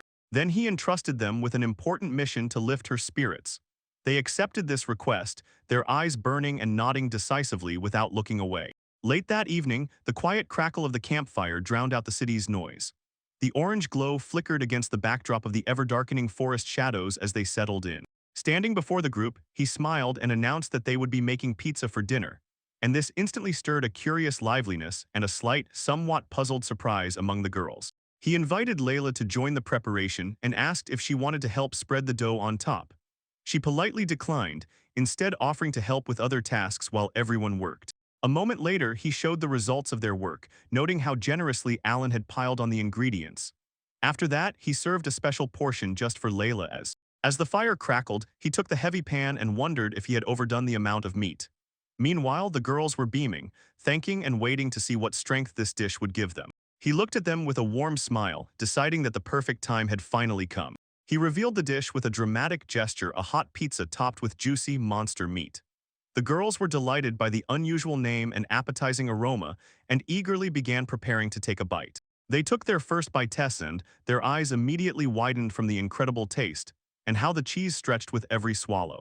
She turned to her companion, trying to see her reaction. Layla was beaming. She said the texture was wonderfully elastic and tasty and did not forget to thank her friends for the meal. He handed her the warm drink, and the silence of the forest fell around their little glowing camp. He sits by the glowing embers of the campfire and notices that Layla is still awake, indicating that Sheer and Alan have already fallen asleep, exhausted both from the day's adventures and the prospect of climbing the mountain tomorrow. Layla thanks for the dinner, emphasizing how the pizza seemed to lift everyone's spirits. While the fire crackles between them, he cautiously approaches the conversation about the medicine they talked about, asking quite directly if she intends to take it in a quiet voice on this night that is fading. She looks into her cup. A trembling light reflects in her eyes and quietly admits that she probably will not drink it. He is surprised by her hesitation. He begins to question her logic, convincing her that the medicine will benefit her health and guarantee the safety of the entire group. A young girl says that her greatest fear is to lose magic and become a burden. She wants to be able to stand on her own feet and protect those she cares about, not just be a passive recipient of their protection. A faint smile touches her lips as she recalls his words about them being a family. She once again affirms her desire to be a guardian for her companions, feeling that they are held together by a common bond. He is struck by her determination, understands that she is even going to take care of him. Lightly snorting, he says that carrying her like a princess during every fight is a complete hassle, and this provokes an indignant and embarrassed outburst from her. The next morning, just as the sun begins to shine over the distant peaks, the group sets off again. He leads ahead through the dense forest, warning the energetic children, do not lose step as they descend. He walks ahead, taking deep breaths of the fresh mountain air and notices how refreshing it is to be away from the city. Although he admits there are monsters here, he sees that mostly they are small, so while they travel, maybe they can even hunt them for provisions. With a light smile, he watches as one of the young girls dashes forward, and shouts with joy that she will be the first to reach the exit of the forest tunnel. He marvels at their inexhaustible energy after the crossing and catches this contagious eagerness. Finally, they break out of the dense treesin before their eyes unfolds a stunning view, snow-covered peaks and a lush valley below, where in the forest a mysterious round clearing nestles. The place is so impressive that the whole group freezes for a moment and cannot utter a word. The girls cannot contain their excitement. Their shouts and applause echo down the mountain slope as they celebrate the view. He agrees the climb was definitely worth it. The feeling of victory warms him inside as they gaze at the endless landscape. Suddenly, a thunderous rumble cut through the silence. A shockwave hurled debris aside, and the air trembled so much that everyone froze in place. Looking down to the foot of the cliff, he sees a thick column of smoke rising into the sky. His face twisted with anxiety, and he hoarsely demands to name the source of this commotion. He immediately shifts into a defensive stance, ordering Shea to prepare her barrier magic in case of an attack. After that, he turns to Layla and advises her to stay behind and conserve her strength, reminding her that their goal is still far away. Listening to the edge where smoke emerged in the clearing, he, along with others, notices a small figure on the ground motionless. This makes him aloud ponder what could have caused such a scene. A grotesque multi-horned lizard-like creature crawls on the ground, radiating dark and menacing energy. It strikingly resembles a chimera encountered before, and its very appearance warns. Deadly danger lurks for anything in its path. He immediately senses danger. He recognizes the otherworldly aura as exactly the same as that of the monster that attacked NP Village. Turning to his companions, he urgently orders them to move immediately to the safety of the city, fearing the unpredictable nature of this creature. She, however, cannot come to terms with leaving the fallen creature behind. Her eyes fill with tears, and she begs him to save the big snow-white dog. She insists that helping this beast is the right thing to do.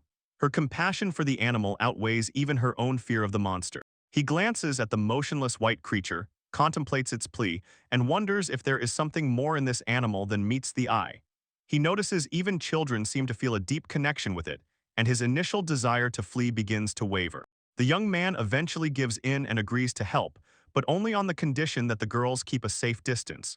He orders, if things get really bad, they must immediately run to the city and inform the authorities, not intervene themselves. The white creature froze motionless on the ground. Large, its expressive eyes intently fixed on the approaching threat, as if it had already accepted its fate, yet a trembling glimmer of awareness still remained in its gaze. He prepares for battle, tightening heavy chains on his fist and declaring that, although he did not inherit noble magic, he can definitely deliver a blow. Nearby, a white monster growls decisively, and his sudden intervention gives a spark of hope. He rushes forward and delivers a powerful strike to the many-eyed monster, but its space meets him with a dull surprise. It seems the creature simply absorbs the attack's force. He tries to stop its advance but realizes the monster mindlessly, as if under command, rushes to an unknown place, ignoring everything around. With horror, he shudders at the realization. The multifaceted monster is not just raging aimlessly. It is deliberately hunting children and the small creature they found.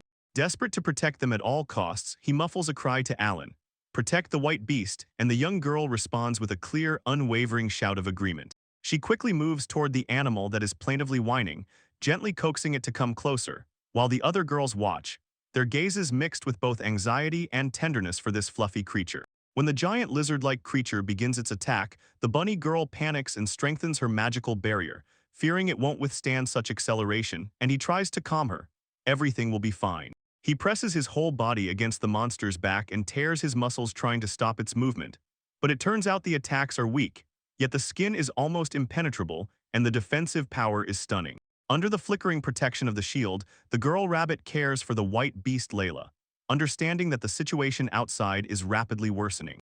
The monster is approaching despite all his efforts. Alan stands in front of her friends, spreading his arms in a proud, defiant position that he and everyone around shout at her to run away from. Silence breaks. Earth explodes with dust and debris as the beast tears forward. The force of the blow shakes the very foundation of the cave. He freezes in horror and quivers with a voice about to break as he calls that young girl. Alan has already made his choice. She firmly plants her feet in the ground while the giant monster looms over her. With a desperate roar, she throws her body forward, aiming her small figure straight into the creature's maw, and her palms press into its cold, rough skin. The soles of her boots trembled, earth cracks under the impossible pressure as she tries with all her might to stop the monster's advance. Her teeth bare in a grimace of pure exhaustion, every muscle in her body screams against the weight. One thought blazes in her mind. This time she will be the one to protect them all. Seeing the impossible feat, the traveler with rabbit ears shudders in amazement and gasps, recognizing the unmistakable aura of physical enhancement magic. Erida widens her eyes. The abilities of a true hero are finally beginning to awaken in the child as she pushes the beast back with all her strength. When the monster crashes and disappears into the distance, the other children rush to her. Their voices tremble with wonder and disbelief at what they have just witnessed. She lowers her gaze to her own hands. They tremble slightly and explains that she was just trying to hold her ground, and somehow it worked. Despite the incredible display of strength, the creature stirs in the undergrowth. Its massive body begins to rise. He warns the group. The danger is not over yet as the beast prepares for a new assault. Standing before the girls, he admits her brave performance has completely shifted the course of the battle. The children look at him. Fear recedes and hope sparks in their eyes as he prepares to finish what was started. He turns to her with a warm, reassuring smile, gently scolding her for such recklessness while praising her incredible courage. She looks up intently, breath caught as the approval sinks in with realization. He watches as the invisible chains of fate seem to crumble to dust and the very atmosphere echoes with divine confirmation. The hero's talent has finally awakened. This is the power Alan always sought, no manifesting with such force it shakes the world around. The young girls, Layla and Alan, stand ready. If before Layla's strength was the key, now the focus shifts to how quickly Alan is gaining power. He peers intently, his eyes narrowing as he immediately recognizes a shift in the magical aura. There is no mistaking it, the power of Alan is manifesting. Before them rises a gigantic dark monster, its presence oppressive, suffocating. To the shock of the young man, the world around seems to lose its flow. Everything freezes, leaving only him and the monster in a moment frozen in time. In this suspended reality, he sees radiant lines of light running across the creature's body. He understands. He can discern the path to victory, a series of critical points that must be hit. Breaking the silence, he sharply calls out to Layla with urgent strength in his voice. He asks if her magic can summon a blade of colossal size, while in his mind he is already forming a plan. She instantly grasps his meaning, her facial expression hardens, determination tightens her chest. She does not rush into a thoughtless attack, she directs energy, revealing a colossal light that erases her small figure from the frame. He watches as she charges the weapon, understanding the timing must be perfect. Grasping the huge hilt, he signals to the mighty white beast nearby. The order and they burst into attack, striking as one. His monster unleashes a decisive roar. He rushes forward, the massive blade cuts through the air as the beast lets out a piercing, agonizing scream. The strike knocks down. The force tears the attacker from the spot and pierces its defense. When the blade meets, he freezes at how much power flows through him. He realizes this is the true might of a hero. The strike sends shockwaves through the monster's body. Its huge form bends under the weight of the attack and he prepares for the final blow. With the last, ultimate roar, he declares that this is the end, and puts all remaining strength into the decisive finishing strike that hits the beast core. The creature sinks into darkness. Its body disintegrates as the threat finally fades, and along the entire battle line, only silence remains. As the dust settles, he turns to his companions and sincerely thanks them for their help. He apologizes to Layla for the sudden, heavy burden of the magical sword, but she assures him, though a bit tired, she is completely fine and glad that. Then he reaches out to the large, fluffy white beast, strokes its head, and thanks it for its courage during the fight. The animal responds with a soft, grateful sound, pressing into his touch. Nearby, a traveler with rabbit ears notices a smaller, equally fluffy creature emerging from the shadows. She sees. Erida also immediately spotted it. It turns out the two white creatures resemble a father and child who found shelter together. The little creature emits a whole series of thin squeaks, short, yap yap, and its round white body bounces with energy. The traveler cannot help but comment on how incredibly cute it is, a small spark of joy after the brutal confrontation. She stands nearby while Erida thoughtfully examines the sword stuck in the ground. He asks what kind of strange creature they just encountered, and she admits it was terrifying, comparing it to the creatures that once troubled her village. When he thinks about the possible connection between these events, a sudden movement takes his breath away and distracts him from his thoughts. A small, fluffy white creature jumps at him with momentum onto his chest, its tongue slipping forward like lightning to lick his face. He can only let out a surprised cry of recognition as the little beast smothers him with a wave of affection. Looking at the screen, the girls giggle at what they see. One teases, as if his face is being cleaned to a shine. Another quietly hints that this might be the creature's way of expressing gratitude to them for their health. He playfully resists under the weight of the gentle beast, laughing, begging it to stop. The licking is far too ticklish. Nearby, three girls with wide, shimmering eyes watch the scene. Their excitement grows by the minute. Their shared aspiration becomes clear when they speak together and in every glance hope.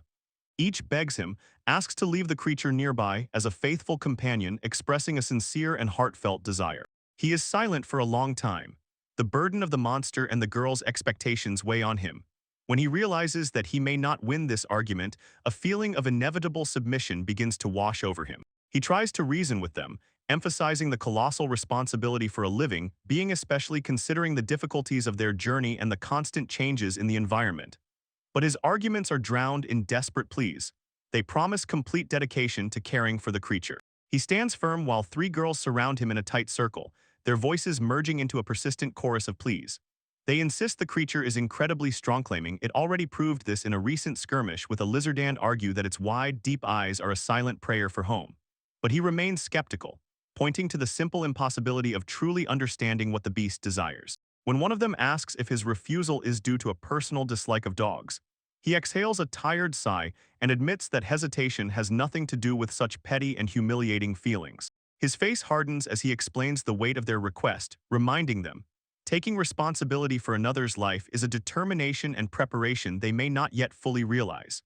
It is a colossal decision, he warns, and it is not made on a whim or by the forces of only one side of the agreement. The weight of his words makes the girls settle into an invisible disappointment.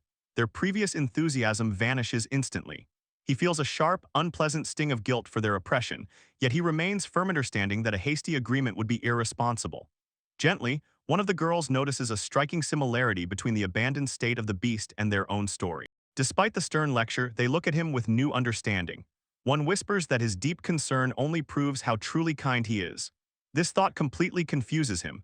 For a moment he freezes, unable to find words while he contemplates their gaze. Sensing a change in the air, the trio turns to him with wide-open, shimmering eyes. Hope returns as they ask again if his answer is truly final and an unequivocal refusal. They lean closer, faces sincere, full of longing, as they make a heartfelt proposal. They want him and this creature to join them to become a real family. As soon as he felt a change in his heart, the giant white beast bursts out with a joyful bark, jumping into the air, infecting everyone with its playful, carefree energy. It patiently sat while the girls clung to its thick fur, their faces shining with genuine joy. Erida watched them. A humble but gentle smile trembled on his lips as he agreed to take responsibility for their care, from feeding to daily walks. The giant soft body of the creature became the perfect pillow for the children. They plunged headfirst into the white fluff, giggling with delight. Absolute innocence filled the whole scene. The presence of the beast breathed calm and warmth, as if enveloping the entire company. Watching this display of pure affection, Erida wondered if such a place could have existed in his former life at all, and felt his own heart seemingly cleansed by their sincerity. He realized, now that they were part of the group, they could no longer be called beasts. It was time to give them real names. He looked at the large, fluffy creature and its smaller companion, trying to find the right words for such unique beings. Being honest about his own lack of imagination when it came to names, he passed this on to the girls and waited with interest to see what they would choose for their new friends. They did not hesitate for even a second. Their voices overlapped with excitement as they christened the large monster Kuchin and the smaller one Arachin. The white creature barked joyfully in response, its tail wagging, and it seemed to enthusiastically accept its new identity. A warm feeling spread through him as soon as he realized they had truly taken to heart his words about becoming a family. After completing the naming ceremony and strengthening their bond, he suggested finishing their meal and setting off back to the city. When the group approached the huge stone gates of Sujira town, the mountain journey suddenly seemed like a distant memory instead. A feeling of victory came. He looked back at the diverse group following him and asked if they enjoyed their little walk in the wilderness. The girls chirped excitedly about making pizza again and how much their new companions had already eaten. Their energy seemed boundless. Erida listened, catching both curiosity and anxiety. He figured now they would definitely have to increase food supplies since Kuchan and Maru-chan had officially become part of the family. Arita and his companions reached the city gates. They were met by the stern gaze of the guards. One of the sentinels, noticing their direction, asked if they had just come from the mountains and if they had encountered any troubles.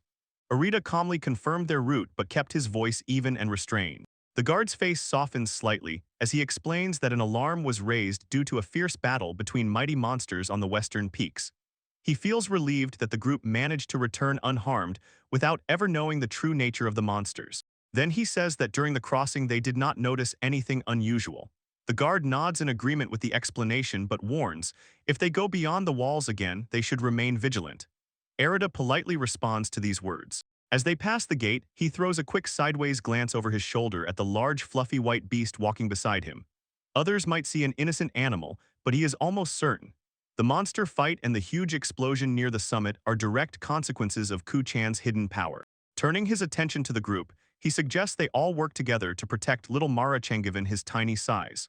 The girls eagerly nod immediately, and then he voices the idea of returning to the dungeon as soon as they have gathered again in the city. They respond to this proposal instantly and joyfully, overflowing with happiness. One of the girls, her eyes burning with new excitement, declares that this time she will go all in, so as not to lose to them, the skeletons. He can only hope, with quiet private anxiety, that her enthusiasm will not lead to the literal destruction of the dungeon walls. Their journey leads back to the familiar rocky outcrops near the entrance to the dungeon. Making their way along the narrow path, he suddenly freezes. His eyes catch something unexpected lurking in the shadows near the cave opening. The same rough travelers they had met before emerged from the darkness. The man with the eye patch and his companions looked just as displeased as during their last tense encounter at the guild when they saw Arata's squad. They stand as a wall of hostility, their voices rolling with a sonorous echo through the rocky passage. The leader hoarsely despises, brands Eredus a coward for relying on the power of monsters, and calls him a piece of trash. He remains calm at the accusation, although a tiny confusion flashes through his mind. He knows, the strength in him comes from the children, but he has never directed it towards evil. He is troubled by how these men can even know the essence of his abilities and why they cling to them so stubbornly. The mohawk-clad warrior does not concern himself with logic. His face is twisted with rage, and he growls that once these creatures mature, they will become mass murderers. He spits out accusations, equating Eret to the treacherous emperor of the demonic kingdom, a traitor to his own kin who aids the enemy. He tries to interrupt, insisting that it is unfair to condemn children for crimes they did not commit, that they would never do such a thing. But his words are immediately drowned out by the roar. The brute bellows, demanding silence, and refuses to hear any defense for the monsters. Two groups hung in tense confrontation in this empty clearing. The boundless space only emphasizes the loneliness of the conflict, while the girls and the white beast watch the clash unfold. A terrible change covers the attacker. His face transforms from simple rage into a terrifying, wide-eyed mania. He quietly mutters darkly that it is all over, and the laughter sounds hollow and strained. Then he reveals a terrifying, dark sphere, grips it tighter in his hand, and declares that all monsters are corruption. He accuses Eris of the inevitable destruction of the town, and his eyes flash with a fanatical, unstable glow. When a man tears a primal, agonized scream from his chest, Arita understands. It is much worse than simple revenge.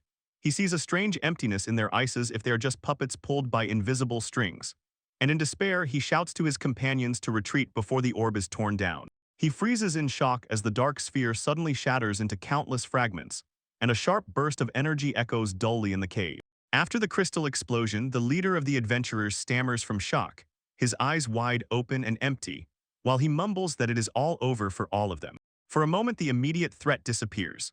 The men fall and faint, and the young boy aloud wonders what the nature of the mysterious crystal is, while the girls watch in amazement. When silence settles, Shia begins to tremble wildly. Her wide-open eyes full of deep fear can barely utter his name through sobs. Seeing her despair, he rushes to her to support her.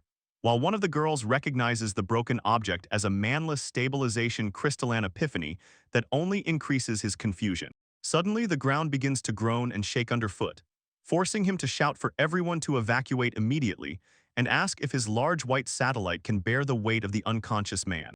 While they were climbing out from under the debris falling around, he presses for answers, desperately trying to understand why the destruction of the crystal caused such a fierce reaction from the environment. Ancient legends reveal the truth. These crystals were created to maintain the balance of magical energy in the territory, but their destruction makes the local mana frenzied and destructive, turning the peaceful sanctuary into a deadly trap. Arita listens carefully as a young girl explains the grim truth about their situation. She warns, since monsters are born from Ana, the current overflowing leak will inevitably lead to the emergence of many powerful creatures. And suddenly he realized the threat is much greater than he initially imagined. They are suddenly blinded by a fierce burst of energy erupting from the center of the chamber. The shockwave spreads tremors across the floor, signaling a catastrophic shift in the local environment. When the dust settles, they freeze in horror, watching as a colossal, clawed foot crashes into the ground with a roar nearby. The scale of this joint screams of a beast of nightmarish size many times larger than anything they have encountered before. Soon they were encircled a pack of monsters. A gigantic cyclops, a muscular minotaur, and other grotesque being submerged from the swirling mana. He glared fiercely at the threat closing in from all sides and cursed those who had provoked such a huge and dangerous spawn. The girls Layla and Shia race through the village streets riding a giant fluffy kuchan. They weave between surprised guards, their passage marked by a flurry of white fur and loud, hurried apologies as they charge forward toward their goal. As they rush on, panic crosses their faces. They shout a deadly warning to all who can hear. Monsters break out of the dungeon in a continuous catastrophic wave. They will beg villagers and travelers to immediately mobilize. Their voices break under the weight of the looming threat. Hearing the commotion, the village guards exchange bewildered glances. The thought that monsters escaped from the depths of the dungeon is almost unbelievable, but the urgent insistence in the girl's voice leaves no doubt. Their confusion is suddenly cut off by a low, rhythmic, resonant hum as if it comes directly from the earth itself. The source of the sound becomes obvious as soon as the water in the neighboring wooden bucket starts wildly twitching with ripples. The ground shakes with a heavy, ominous vibration, physical embodiment of the approaching one end. This confirms the frantic warnings of the children. Tremors reach the heart of the town, shaking the foundations of the Grand Adventurers Guild. The building itself stands as a silent witness to the spreading chaos. Its impressive facade sharply contrasts with the panic already taking root in the streets below. Far from the safe walls of the village arena, he finds himself in a corner, trapped by a group of terrible creatures. Above him looms a gigantic, one-eyed man-eater, and on the sides piercing winged monsters circling like vultures. He understands with cold clarity, everything is rapidly getting out of control. He grits his teeth, sweat dripping down his forehead as he contemplates his trouble. While he was sending the girls to the guild for help, they had already cut him off. He is frantically gnawed by anxiety over the life skill chain. Not even a kilometer between them yet, and he fears that the magical connection might cause them pain or start to break, especially since they are all in such grave danger. He stands amid growing panic as the city's alarm bell rings. The guard hoarsely shouts orders, announces a full-scale crush, and commands everyone to evacuate immediately. A complete confusion is palpable. People rush to safety and wonder how so many monsters could have appeared so suddenly. Turning to the satellite, he asks Shia if she can set up a barrier to hold back the threat pressing from all sides. He says they need a perimeter closed around her to protect everyone from every direction. Fingers tightly grip her staff and she nods, ready to give her all. The situation is critical. Huge waves of beasts have emerged from the dungeon onto the street. It seems impossible that a trio of rough travelers would take such a crazy risk alone apparently. Behind this chaos lies a deeper, well-thought-out plan. Ram, the scarred leader of that group, wears a creepy smile that reveals a hidden plan. His eyes, recently dull, now hint at a puppeteer boss working behind the scenes and orchestrating a disaster for some unknown game. In response to the crisis, the young hair girl raises her staff high and directs mana into a powerful spell. From the crystalline tip bursts a flash of bright light, a sign that her protective magic has activated. A shining hexagonal dome rose Upend suddenly expanded sharply, crashing with a roar into the front lines of the horde of monsters. The barrier holds firm, leaving a safe haven on the other side while the creatures growl and scratch in vain, futilely battering the magical energies. Seeing that the spell worked, he urges her, let her speak immediately if the tension becomes unbearable. Behind the transparent walls, the monsters are completely stopped. Etsy cannot bypass the radiant shield she created. He steals determination for himself. Bound by his gaze to the horizon, he prepares for a long battle ahead. He knows he must hold this position at any cost until reinforcements arrive and turn the tide of events. While he holds the front line, the camera shifts the scene to the Adventurers Guild, a sturdy building that is the heart of the city's defense and trade. Inside, the usual bustle scatters along the silencia. Crying call for help echoes down the corridor and draws the attention of everyone who was in the hall. She and her young companion froze on the threshold. Their faces etched with fear, they begged for help and explained that giant monsters had begun pouring out of the dungeon en masse. They were quickly surrounded by a group of adventurous girls. Instead of taking the threat seriously, they cooed over appearances and asked about their parents, noticing how one of them had turned pale. Burdened with unwanted attention, the children struggle to be heard and frantically explain. A giant creature shattered the crystal and danger is imminent. Their pleas are cut off by a cynical veteran. He steps forward, squints when he recognizes the demon brother from rumors, and accuses them of a cruel trick. She does not back down. Her voice trembles with conviction as she swears that they are telling the truth, and their family is still on the front line risking everything to hold the line. He ignores her. He turns to the rest of the guild and loudly declares that this is nothing but a ploy for sympathy, urging his adventurer comrades not to fall for a childish act. They continued mocking, leaving the two girls standing as if frozen in suspended uncertainty. She pressed her palms to her chest, her voice trembling as she aloud pondered what they should do next. She suddenly buckled. Exhaustion had finally caught up with her. Gritting her teeth, she heavily leaned on her staff to avoid falling. Noticing her staggering, Arita rushed to her. His voice trembled with anxiety as he called her name and asked if she was okay. She could only respond with a weak, exhausted confirmation. He looked at her closely, noticing the deathly pallor of her skin and how her eyes struggled to focus. It became clear to him she had reached her absolute limit. Asking anything more from her would be cruelty he could not allow. Nearby in the guild hall, bustle was raging. Local guards coordinated the defense. One shouted that nearby residents had already been successfully evacuated to safety, while another warned they themselves must be ready to retreat if things became truly critical. He shifted his gaze to the flickering barrier, and his thoughts raced, engulfed by the horror of the massive swarm of monsters outside. If the magical shield did not hold and fell, the city would be overwhelmed in mere moments, right at its heart. His hand clenched into a white-boned fist as he reached for a silent, desperate decision. He turned to the nearest mercenary and gave a firm order: take the girl and flee as soon as the barrier falls. The soldiers froze in shock, looking back and not understanding what would happen to the young man if he stayed. He stands unshakably, his voice steady despite all the chaos. He declares his intention to hold the line. He believes that even a few moments more could change their fate, and he is ready to risk everything to carve out that time. Turning to the exhausted girl beside him, he whispers gentle approval. He says she has already done enough and is working honestly. Nearby, a guard shouts a warning. His plan is reckless and impossible, but he has already made his decision. She lifts her gaze to him, tears in her eyes, and her voice is a barely audible whisper as she sincerely apologizes for what she believes is her fault and for the burden she leaves on his shoulders. Above them, the hexagonal flicker of the magical barrier pulses sharp, twitching light that crackles forcefully under the continuous pressure of the attack. Seeing the barricades begin to crumble under the weight of the tight monsters, he carefully hands the girl over to the guards who were already waiting and orders them to take her to safety as quickly as possible.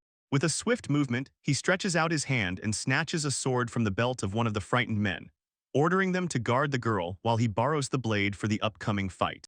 The guard can only watch and freeze in astonished silence while the young man rushes to the breach, belatedly shouting a protest that his weapon was stolen from him, just as the distance between them increases. He ignores the scream, and his gaze narrows on the mad beast ahead as he prepares to unleash the hero's power once more to put an end to this threat once and for all. He wildly swings the shining chain, the sound of links whistle in the air when they strike the approaching monsters. The power of his attack throws the creatures away, but the number of enemies frightens ahead. Despite all his efforts, the young man is quickly surrounded like by a sea by predatory growling shadows. He grimaces, realizing there are too many enemies. He cannot handle it alone. His breath breaks into trembling, ragged gasps as he searches with his eyes for a breach. Gnashing his teeth, he raises the borrowed blade to parry the blow. Metal clinks from the clash. But as the tension becomes almost unbearable, a familiar voice calls his name, cutting through the very heart of the fight. At the call from chaos come two, a girl with rabbit ears and a young knight with short light hair. They apologize for the delay. Their faces are firm with determination as they step forward to strengthen the faltering defense. When his comrades arrived, a wave of relief washed over him, and he thanked them with a sincere smile. He thanked them. Spirit rose again, for the clash suddenly changed course. That moment of rest is instantly shattered by a muffled roar echoing through the stone corridors. Three freeze, their eyes widening as they turn toward the source of the rumble, pondering what new horror has just been unleashed. Near the main forces of the city's defenders clashed in a desperate battle with the invading horde. Spears and swords strike against claws, and spells flare through the darkness as the warriors of the season hold the line. Against the backdrop of the massacre, two experienced travelers coordinate their next move. Noting how the situation is worsening, they decide to split their squads to cover more territory, their voices firm as they prepare to face the growing threat up close. She stood firm against the first wave, but now the focus shifts to the young rabbit girl as she talks about the recent tension. She says that at first suspicion fell on Arita and his company because of her presence, but a guild representative intervened at their request. Aligning herself before the others, she continues the defense, insisting that these children are skilled travelers. They perform even the smallest tasks flawlessly. She states with full confidence that they are not the kind who can be weavelized. Hearing this, he feels a wave of relief and gratitude wash over him completely. He silently vows that when this day finally ends and the chaos subsides, he will definitely properly thank the receptionist for her support. As soon as the defense was secured, he began giving orders to the group. Alento stay at a safe distance and intercept threats. Layla and the big white beasto provide long-range support. The young man nodded, ready to act the same way. As soon as he looks down at the trembling crowd of monsters under the balcony, he gives Layli a cryptic warning to watch everything around carefully, not just the creature itself. She looks back at him and does not understand why he suddenly averted his gaze. He leans even closer and explains his theory, as if a hidden hand is pulling the strings of 3 people they saw earlier. He insists she watch anyone who behaves unusually, especially someone with the crystal. He is preparing to dive back into the thick of the battle. He gives her a final warning, stay safe and don't overexert yourself. She nods firmly as if to say, understood, and he heads to the front lines. For now, beyond anyone's eyes, 2 hands were clutching a dark, pulsating sphere, a stabilization crystal of such mastery that it could hardly be the work of a demonic race. He remains a distant, formidable looming presence, but his presence is felt by the young girl. She squints and senses the full weight of the battle ahead. She suddenly lunges forward beside the giant white beast, and her voice breaks into a call to action. It cuts through all the chaos in the courtyard. Next to the tent, the red-haired warrior receives news that the other travelers need immediate help, and in response, she sharply, decisively nods, then swiftly rushes to their aid. At the entrance to the dungeon, Arita finds herself in the very eye of the storm, tensing, holding back the relentless wave of monsters that are about to wipe out their position. The tension releases for him as a squad of armored soldiers arrives to reinforce the defense.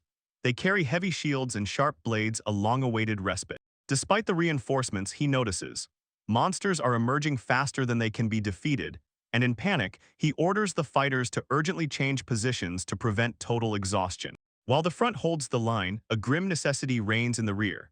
Doctors and alchemists sound the alarm, tirelessly treating the wounded until the external number of monsters finally begins to decline. He is still locked in thought, weighing the risk of striking Layla with destructive magic against the danger of being weakened, desperately searching for a strategy that does not kill his allies. Suddenly, he was overwhelmed by a sudden, unfounded wave of energy. His eyes widened in shock, and a soft light began to pulse right from him. He looked at his open palm and wondered what this strange phenomenon was. The feeling was both alien and powerful. The moment of reflection shattered as a voice shouted his name, and he turned toward the side from which the cry came. He noticed Shia standing among the ruins of the hall and called her name, his heart sinking when he saw her in such a dangerous position. At his call, the young elven girl gripped her wooden staff with trembling but resolute hands, declaring that she would enter the fight and urging him not to give up. He instantly trembled with fear, shouting for her to stay away and not give her life to such a reckless adventure. Despite his desperate warning, she simply looked back at him with a calm smile, and the fears seemed to give way to a new purpose. When ethereal chains of light began spiraling around her small figure, she realized, beside him, she had the strength to overcome any obstacle. She radiates warmth that Arita feels deep in her soul, a resonance that heralds the awakening of legendary power.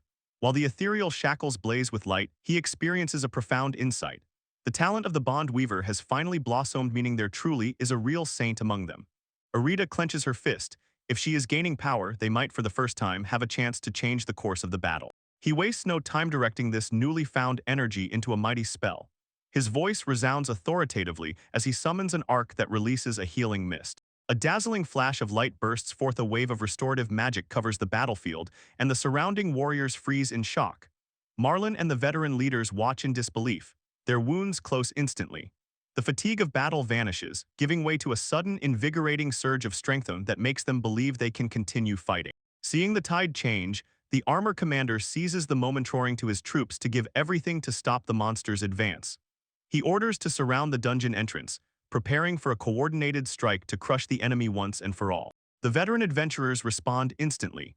The male leaders shout for everyone to hold formation and defend against the encroaching darkness. They move confidently, regrouped once more, their blades flashing as they engage the monstrous horde. Even the youngest among them are caught up in the frenzied side, the blonde knight and her companion. They hold firm, preparing for the upcoming clash. A young boy declares his readiness to join the fight, his eyes filled with new determination to protect home.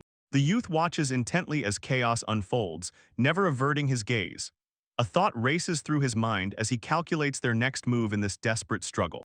Nearby, a twisted blade clatters against the stone floor, like a silent testament to the force with which the battle still rages around them. Now the tide has finally turned. The knight in shining white armor raises his sword high, his voice thundering across the courtyard as he declares, "The monsters are no longer advancing." A wave of relief washes over the exhausted defenders. They erupt in joyful cries of a hard-won victory. He stands amid the celebration, his breath coming in ragged gasps as the reality of what happened finally sinks in. Erida looks around confusedly at the happy face and still cannot believe that the nightmare is truly over. Three young girls rush to him. Their faces shone with pure joy. They chattered incessantly, praising the warmth and kindness of the healing magic he directed, and giving him credit for their safety and the protection of everyone nearby. He gives them a tired but genuine smile and sincerely thanks them for their incredible efforts. Yet guilt pricks his chest. He put them in danger. At the same time, his whole heart lets Gothi all emerge from the chaos and put on their skates. The gaze suddenly slides upward and instantly changes, from relief to confusion. He squints at the sky, trying to understand what strange dark formation is gathering above them, while the young girl beside him watches his sudden change and her anxiety only grows. The air over the city thickens. A huge whirlwind of dark, threatening clouds rising and swirling begins to merge into one. The sky seems to groan under the weight of this unnatural phenomenon, casting a long, terrible shadow over their newly won triumph. One of the girls freezes in pure horror and looks up, her eyes wide open, lips trembling as she recognizes the approaching threat. She sharply inhales and fires a warning. The dark mass is a deadly, poisonous cloud capable of destroying everything they just fought to protect. Despite exhaustion after the previous battle, the group immediately prepares for a new disaster. The girls feel the residual effects of the healing mist nourishing them, yet still check the defense whether the barrier will hold against the toxic storm falling from the sky. He watches as the honey barriers groan under the weight of the poisonous butcher, and the sky turns into a whirlpool of death continuously and fiercely strikes directly at their only defense. Under the flickering dome, the pressure becomes almost unbearable, forcing him to grit his teeth as he shields the trembling children. He suddenly realizes, even behind this magical shield, the power of the cloud is simply shocking. When the deadly fog settles, everyone sticks together in the very heart of the clearing. Survival seems like a miracle. A cold, mocking voice from the darkness whispers that it is shocked. Each of them is still breathing. The young man's eyes widen, sharp, pure distrust in his clouded gaze. His breathing falters, he stares toward the voice and cannot comprehend who could be standing there amid that ruin. From the darkness emerges a horned figure of dark elegancy, a demon who mocks the stubbornness of ordinary people. When he speaks, the name Marlena bursts into the air with a sharp cry of recognition, and the connection that opens chills the blood more than poison ever could. The group stands in a huge hall, looking towards the formidable horned demon. He is lurking at the end of the passage, and his presence casts a long shadow on the stone floor. As they approach, her eyes widen, and suddenly a terrible realization overwhelms her. She calls out to Marlene, accusing the alchemist of being the main mastermind behind everything that happened. To her cry, he responds only with a cold, condescending smile. He greets his compatriot and with disdainful relief says that they are safe. The surrounding warriors go mad. They grip their weapons tighter and whisper to each other how the demon could have ended up here and whether to strike immediately. He lets out a sharp, mocking laugh at their hesitation, as if asking, "How can one talk about fighting demons when one stands right before them, his finger convulsively pointing, accusing in their direction at their own ranks?" The tension in the room becomes unbearable.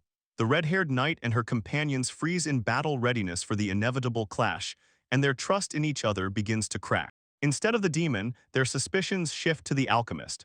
One of the veterans grimly confirms that she really did use the forbidden arts of dark magic. She froze in place while the demon mocked with his voice, which dripped with poison, and when he hinted that now the group should turn their blades on her. It seemed he savored the thought that finally her time had come to be the hunted, those she called allies.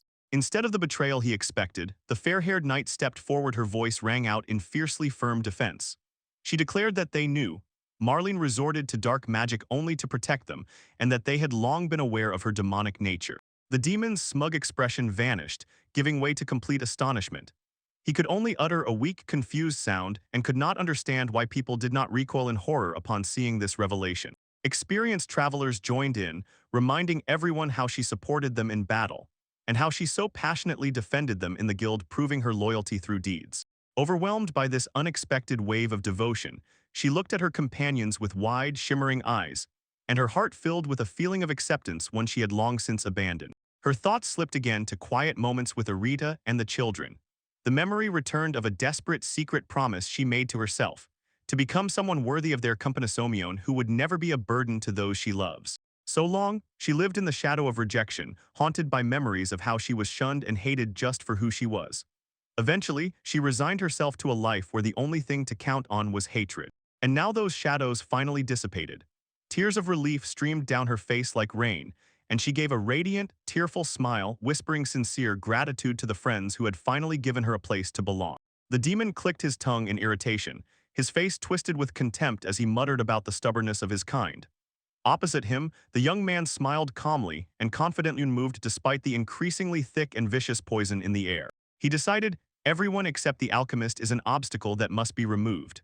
Flicking his wrist, he unleashed a monster terror with stone skin that broke free with a deafening, formidable, thunderous roar. The creature loomed over the group, its gigantic figure casting a shadow of fear. As it prepared to strike, the young man tensed, and his breath caught in his throat from the overwhelming pressure of the beast's presence. With a single devastating blow, the monster screamed and the earth rumbled, sending shock waves through the ravine. Veteran adventurers could not stay on their feet, horrified to realize the creature was deliberately hunting the younger members of their team.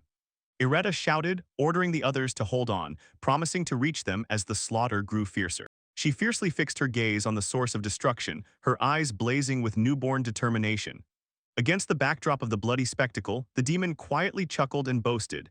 This was no ordinary monster, but a masterpiece of alchemy, and he had honed perfection all his life. He mocked their fear with a cold, theatrical gesture. His hands crackled with dark energy. A mocking, bloody smile flashed on his face as he declared, "The time for games is over, and every person present here is already marked for death." Under the looming threat, a young girl with rabbit ears stepped forward, and her voice sounded steady as she addressed the experienced warriors. They looked at her in surprise as she prepared a plea for help in a last desperate maneuver. She looked them straight in the eyes, and her expression hardened under the weight of her own decision. She begged them to protect her family, and her voice rang with such confidence that it left no room for doubt. She herself would drive the demons away. The veteran adventurers freeze at her sudden proposal. They say it is much wiser to face the threat together as a united front. She bows her head, a gesture of deep gratitude, thanks them for their concern, but remains steadfast in her decision. After this, she shifts her gaze to the young elf Layla, who protectively holds a small round creature close to herself. The girl with rabbit ears begs the veterans to take care of her family. Instead, the young Shia and the puppy Maru insist. This is a battle she must see through to the end herself. She calms them down. She points to the huge fluffy white monster standing faithfully nearby. She explains, its mighty strength is enough to hold the line and buy precious time until Ireta arrives and turns the tide of battle. Experienced leaders exchange glances, a heavy, resolute silence. Eventually, they accept how strong her will is.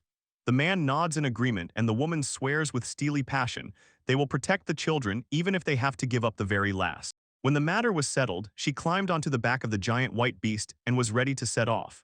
She uttered a final word of thanks and plea for those she was leaving to be safe before the creature barked cheerfully, indicating that he was ready for the coming clash.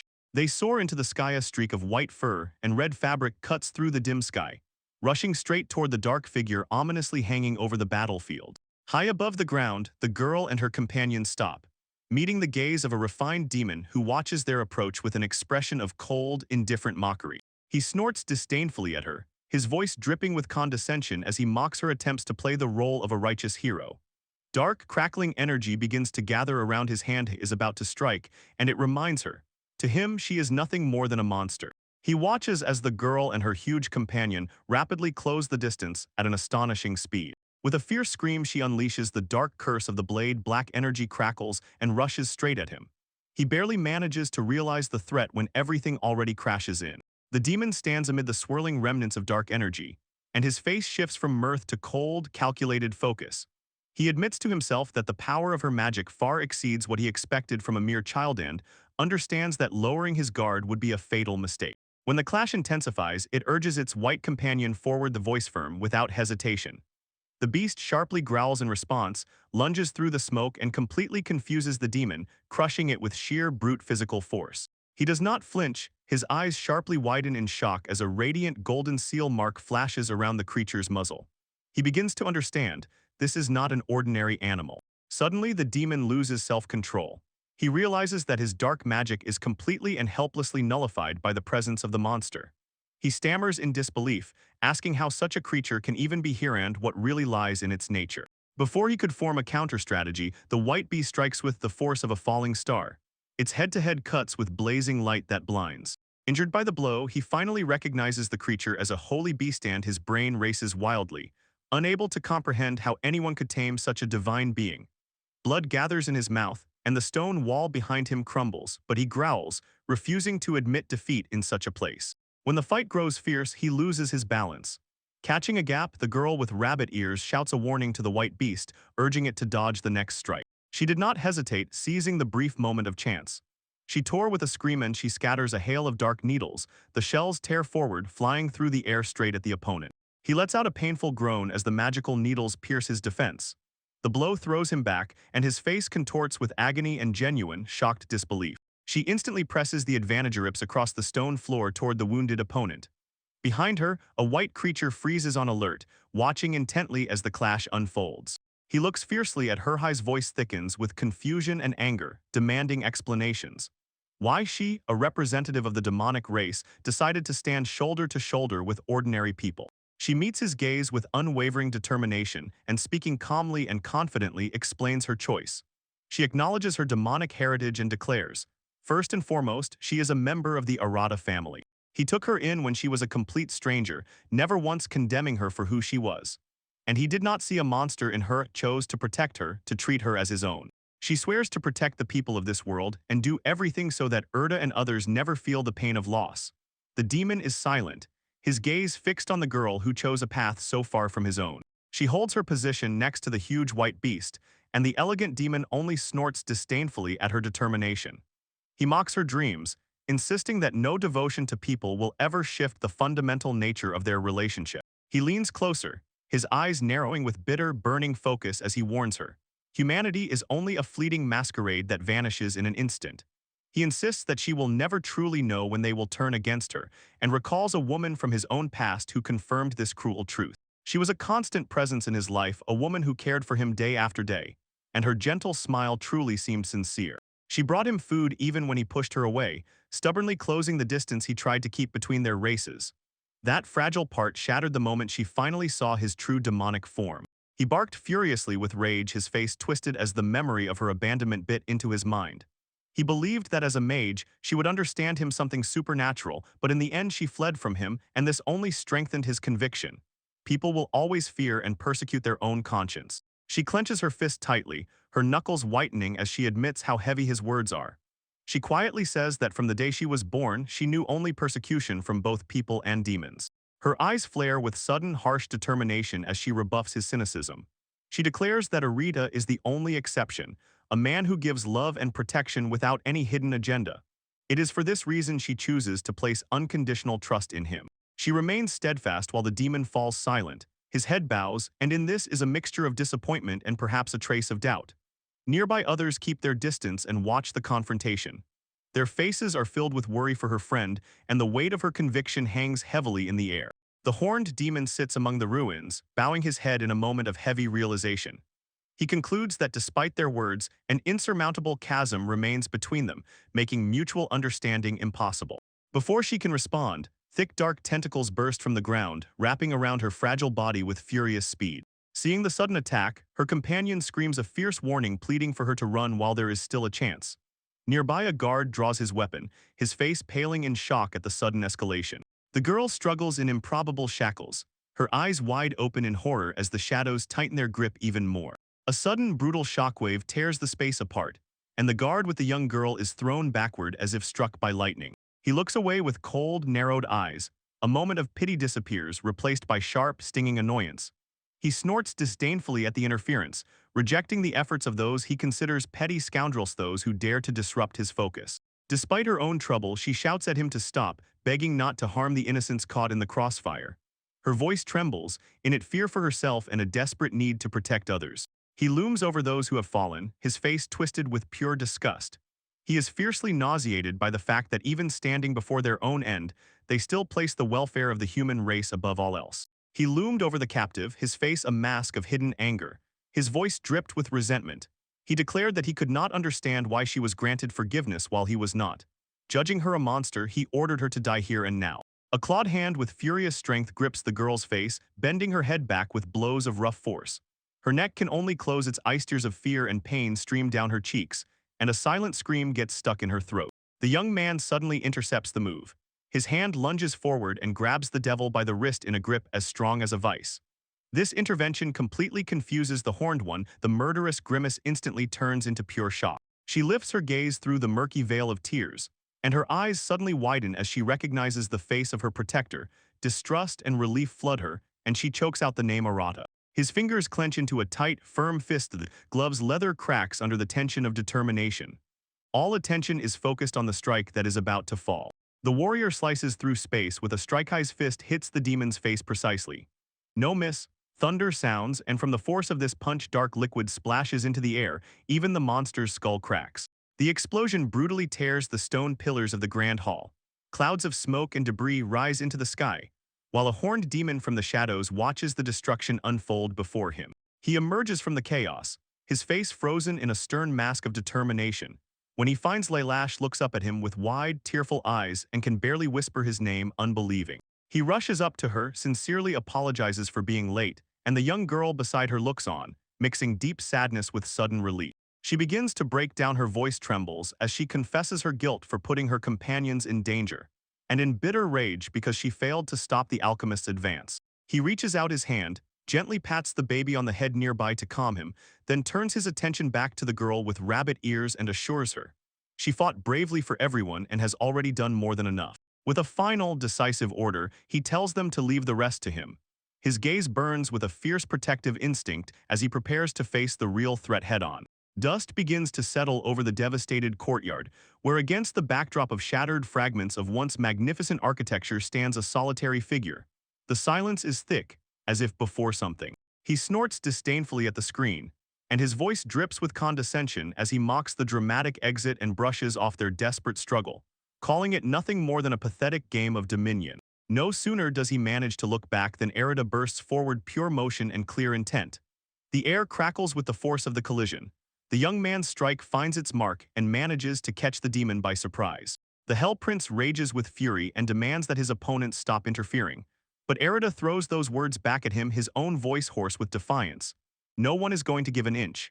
Their faces are just a few inches apart as they decide who dominates. An old, wounded look, and the young warrior swears an oath. The demon will pay fully for the harm he caused Layla. His resolve hardens, a cold and sharp blade cutting through the chaos of battle. Seizing a momentary breakthrough, he lunges forward, his foot thuds firmly as he feels his strike land. The demon is thrown back, and a muffled groan of pain escapes his lips, as the tide of the fight finally turns in favor of the human. Gathering his own semblance of calm, the demon stares motionless at the human in shocked, genuine disbelief at the colossal physical strength she exerts. He is surprised that such power can only be born from bodily enhancement. With a twisted smile, he admits, Arata is far stronger than any human should be capable of. Arita does not let go, directing her words at Marlin, interrogating his true motives. He denies the idea that her medicine was born for anything peaceful life alongside humanity. His voice rings with a desperate need to get to the truth. He recalls a quieter moment, how Marlene looked at Layla as if with genuine, heartfelt care, and this starkly contrasts with the cold betrayal he sees right now. The demon bursts out with mocking laughter, rejecting the very idea of human value.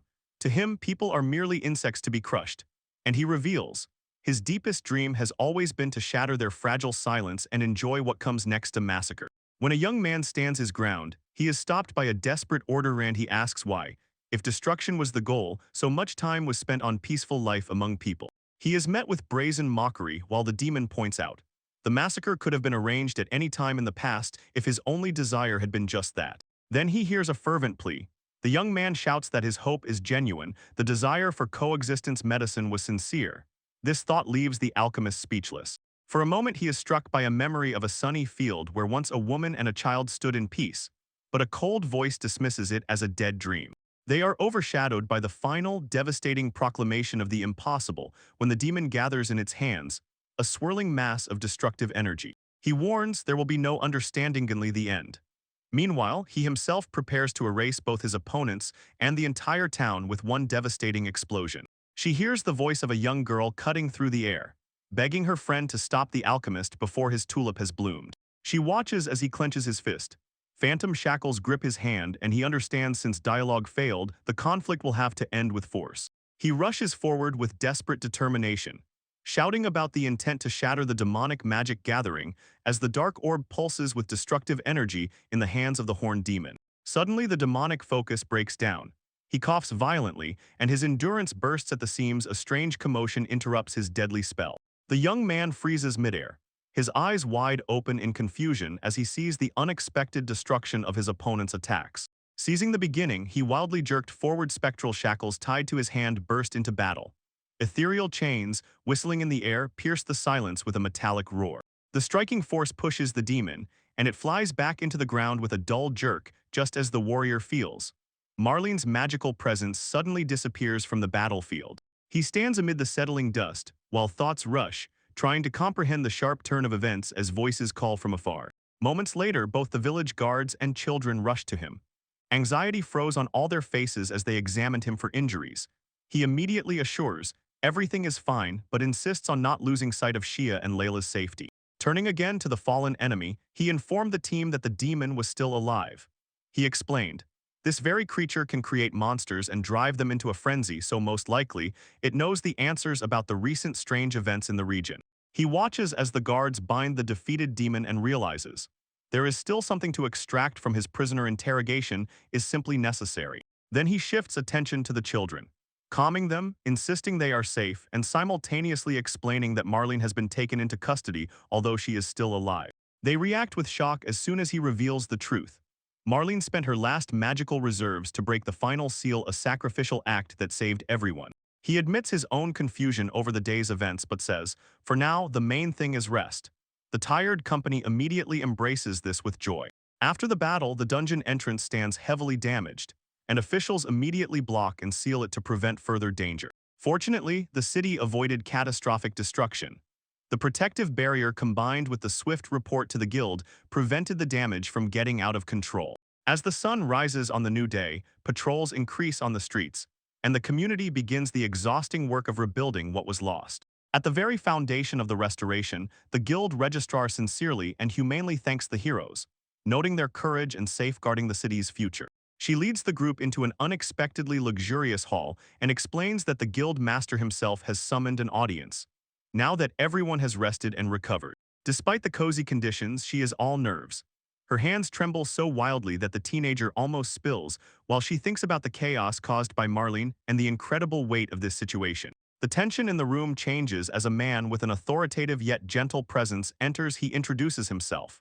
Hank, master of the Sujiruton Guild. He gives the group a warm smile, separately praising the children for their incredible bravery and sincerely thanking Erito for his role in saving the city during the crisis.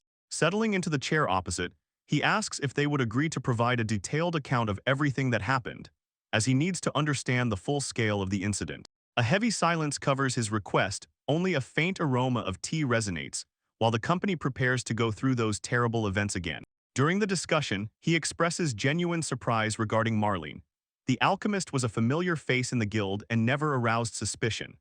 At the same time, they touch upon the discovery of a rare crystal that demons use to stabilize delirium. She voices growing concern about how demons horrifically skillfully dominate the thoughts of others, and this leads him to conclude an official warning must be issued so all adventurers are on alert. She stands aside while the guild leader weighs how serious everything is. He is troubled by the thought that there is a potion capable of turning people into demons. He understands it is necessary to check not only the contracts but also the reasons behind them. Refocusing on the young man, the guildmaster sincerely thanks him for the report. But Erida immediately takes credit, insisting that the success belongs to the entire city and everyone who cooperated. And Hank not decides it is time to move on to the matter of their compensation. He explains that it is standard practice to reward travelers for their deeds, as this sets the necessary precedent for others in the guild. Hearing such a clear answer, Erida politely accepts the offer. With a smile as if in jest, the guild master announces a stunning order. For their incredible merits, he promotes the entire group from rank E immediately to rank B. The young man freezes in place, unable to comprehend the scale of the leap, while Hank casually orders to collect the physical reward at the front counter. Finding his voice, he hoarsely exclaims in disbelief and asks if such a sudden and huge promotion is really allowed. While the children burst out laughing with joy, Arita feels a slight dizziness, equating this leap to being promoted from intern to senior executive in one day. Hank laughs and adds that several other veteran adventurers also managed to vouch for them. Concluding the meeting, the Guildmaster talks about the new privileges they will enjoy: access to restricted zones and forbidden archives. He says he hopes these new resources will be useful to them in the trials ahead. He leans forward and asks if there is anything else they desire now that their status has changed. Eridup freezes, considering whether a request beyond ordinary things would be acceptable, and this sparks the man's curiosity. He speaks clearly and asks for permission for a full investigation of Marlena's alchemy shop. A little later, they reach the quiet shop. Its wooden walls and gabled roof stand motionless under the midday sun. As they approach the door, Agar blocks their way and sternly informs them that access to this zone is strictly forbidden. In response, Erida takes out her new golden adventurer's plate, and the whole century freezes in shock, seeing such high credentials. The man immediately begins to stammer, bowing low, apologizes for his rudeness, and asks if the children also have this elite status. He quickly steps aside and with utmost respect lets them into the building. Inside, the air is still, and the walls are lined with shelves filled with various jars, bottles, and alchemical ingredients left behind. He scans the room with his gaze and orders the children to watch closely for anything out of place or unusual. They shout together, impatient to start searching the cluttered laboratory. He silently watches as others begin the search, but soon he is interrupted by Shia, who approaches with a hesitant expression on her face. Her voice is quiet as she utters Marlene's name. It is clear that something very important is on her mind. He listens attentively while Shia shares her thoughts. Her face brightens with a mixture of tenderness and pity for the alchemist.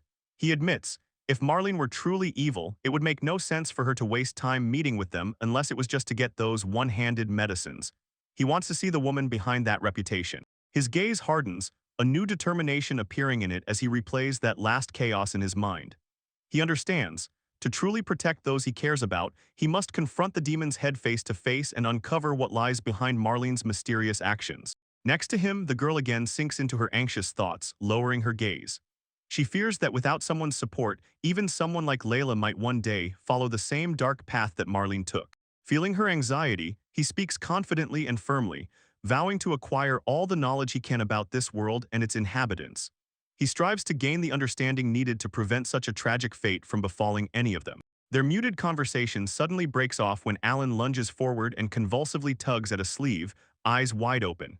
She calls him to follow her and insists he must immediately see what she has just found. Following her lead, they approach a huge candelabra-like bookcase that looks somewhat out of place against the back wall.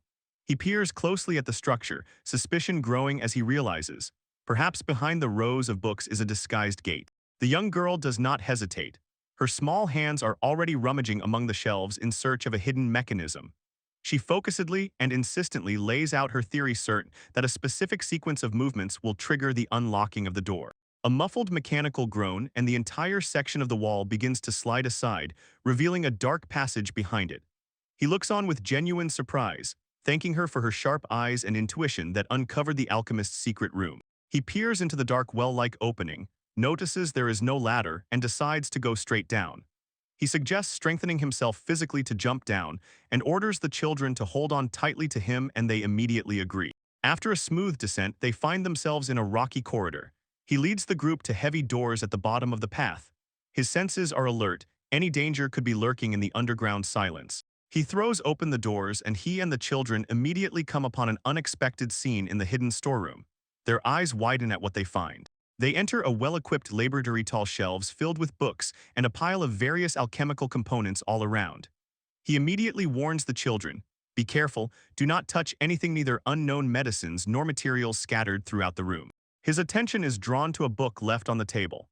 When he examines it, he finds detailed studies inside about magic stability crystals. This indicates deep knowledge. Surprise flashes across his face as he realizes the handwriting is Marlena's.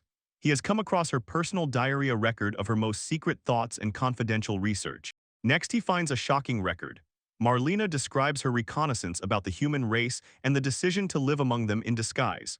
He already begins to suspect that her appearance in the city might have been a planted conspiracy from the very beginning to cause unrest. The records continue to tell about her adventures. They mention a meeting with a strange woman and her observations about the inefficiency of human life, even their alliance with bread. He sits in a quiet room and contemplates the woman's tangled story, whom they thought they knew. He continues to leaf through the leather-bound tome, frowning in concentration. When one of the young girls peeks over his shoulder and asks what it is, he explains. It seems to be Marlene's personal diary, filled more with private thoughts than the alchemical data he had expected. The girl's eyes widen with genuine admiration as she examines the dense text and says that Marlene probably cared a lot about that person, which is why she wrote so many pages about her. He nodded slowly in agreement and noticed.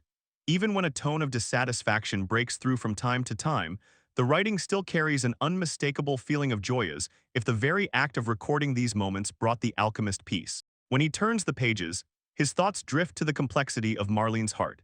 He wonders if she was involuntarily drawn to the same people she assured were impossible to understand, and how her feelings manifested in the ink of her secret chronicles. This reflection reminds of the cruel truth of the world.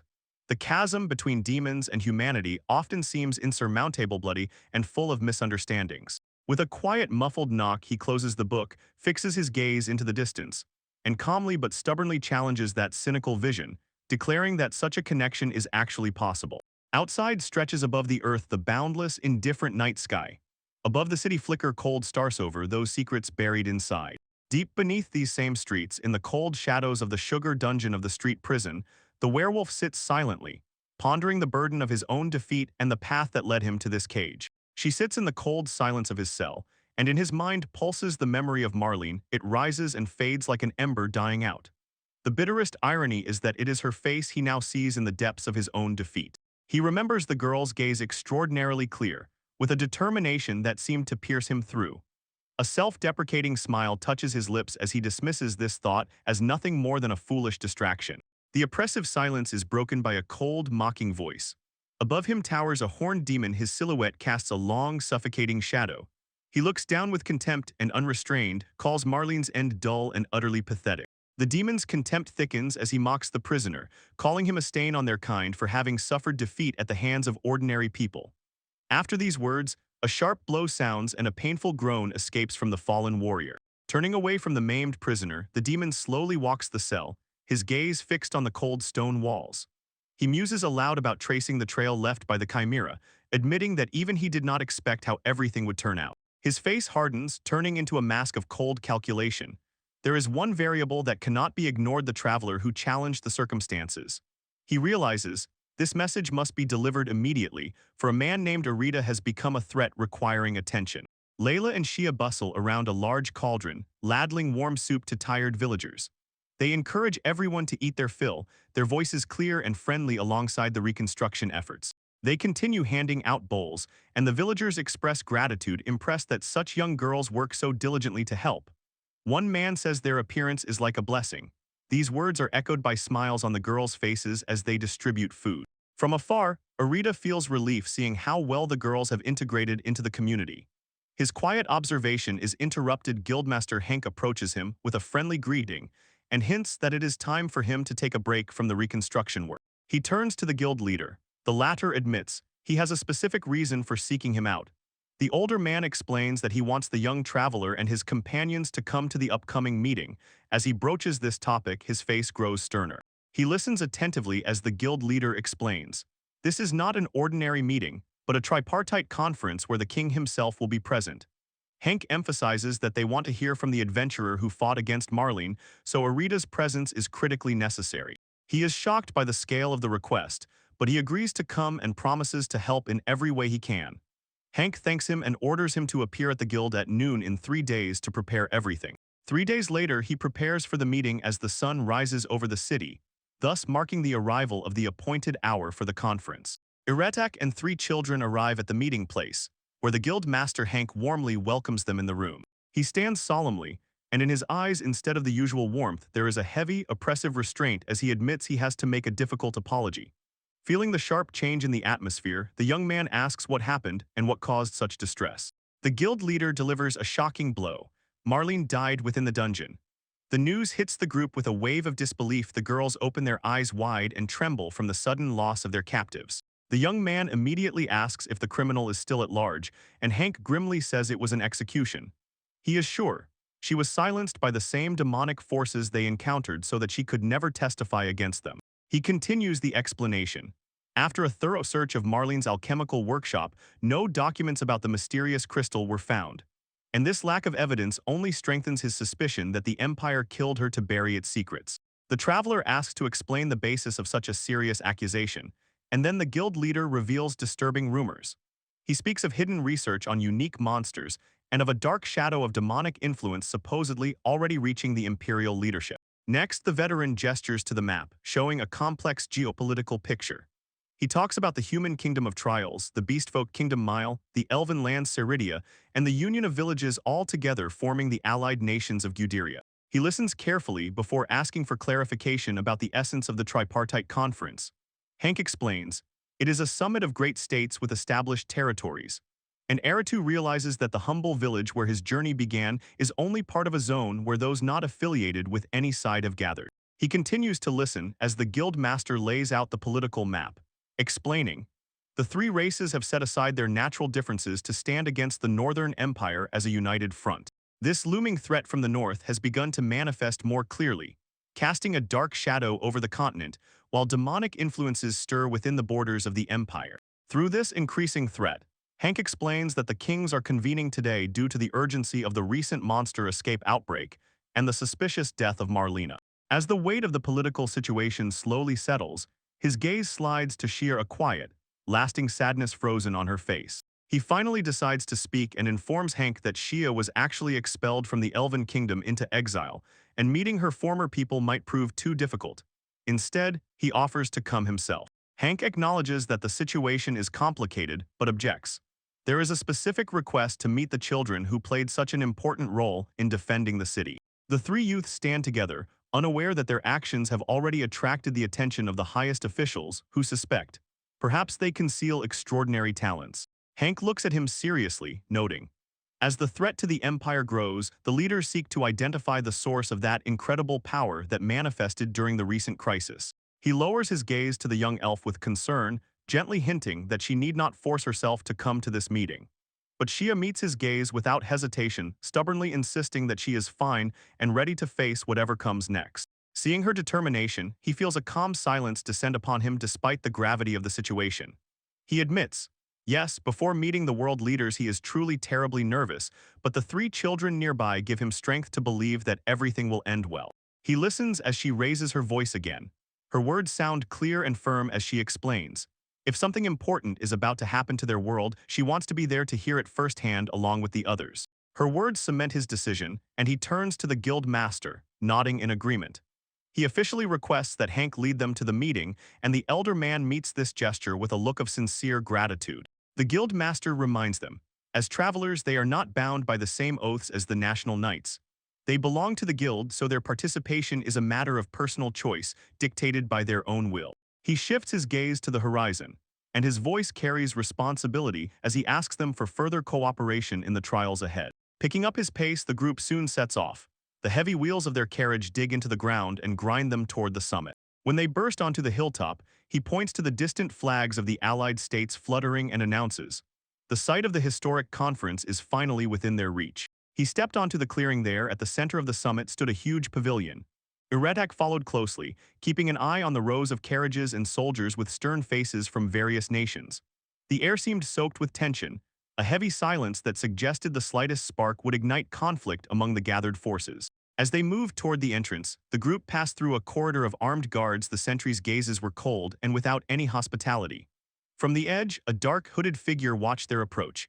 He looked so intently that Layla shuddered, feeling an invisible pressure that seemed to press down on them. Away from the adults, three children huddled together. Their small palms tightly clasped each other as support. Shia, who usually kept herself composed, looked especially pale.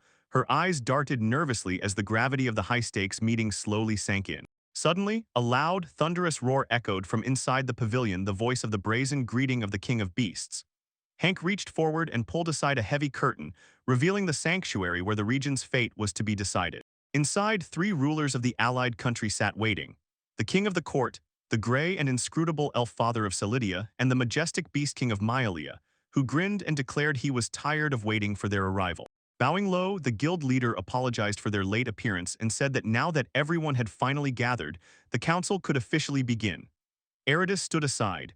Frozen, he was struck by the very aura of power surrounding the three figures on the dais. The leaders took their seats on elevated thrones and looked down at the assembly, each with a different level of scrutiny. Hank stepped forward, cleared his throat, and prepared to deliver a detailed report on recent events and the current state of affairs. During the official proceedings, Arata's attention shifted to Zhe. He noticed a barely perceptible tremor in her shoulders. He quietly sat beside her and covered her hand with his palm, holding it steady. The girl looked up, and for a moment fear receded, dissolved in the warmth of his silent support. He stands quietly while Hank recounts to the gathered rulers the horrors that have occurred over the past few days. The guild master describes in detail the destructive rampage of monsters and the attack on Sujuru, giving credit to the young man's swift intervention. He saved many lives. But the report darkens sharply when Hank mentions the alchemist Marlene. She was captured and held in a dungeon, but an unknown killer silenced her, preventing her from revealing any secrets. Listening attentively to the report, the king of the court leans forward, his face becoming stern. He says that in light of these coordinated disturbances, the states must increase vigilance against the empire, sensing a hidden hand behind it all. Across the table, the Beast King mutters dully, low and compliant, as if doubting aloud whether the empire has finally decided to make its move after so many years in the shadows. Seeking deeper understanding, the human king turns to the elven patriarch, asking if his ancient memory of history offers any clues about these strange events. A hand firmly lands on the table as the old elf dismisses conjectures. He insists that it is still too early to speak of the empire and that there is a much closer, urgent matter demanding their attention. His gaze suddenly sharpens. A cold, ancient rage burns in it as he looks across the room. He demands to know why the monstrous child was allowed to step onto the threshold of this sacred assembly. Sudden hostility covers the group with a numbing stupor. The patriarch's words hang heavily in the air as they try to comprehend the source of his sudden anger. She can only helplessly stare back, freezing in fright as the realization the elder's hatred pierces her. She trembles under the weight of the past from which she cannot escape. They remain the center of the growing storm until the trial king spoke up, defending the girl, reminding of her heroic deeds and the lives she saved. Erida watched as a wild thought raced through his mind when he realized the elven patriarch was probably the one who expelled Shia. He saw that the old elf did not move from his place. He simply stubbornly stared at the trembling girl and called her a child touched by the abyss, then coldly and surprisingly said that she was still alive at all. Soon the beast lord summoned him. He let out a low, dull growl and asked the assembly if they had really gathered here to bully children. Then he shifted his piercing gaze to the youth and demanded confirmation that this was indeed Arita, the one called involved in saving the city. He, stammering, confirmed this, and the Beast King immediately shifted his gaze to the three girls sitting nearby. He noticed that at their age they possessed unusually strong power, and this only increased his interest. They watched as his attention lingered on Alan. His restrained behavior concealed a strength that truly impressed the great warrior. She did not flinch when he leaned closer. His eyes widened as soon as he grasped the truth.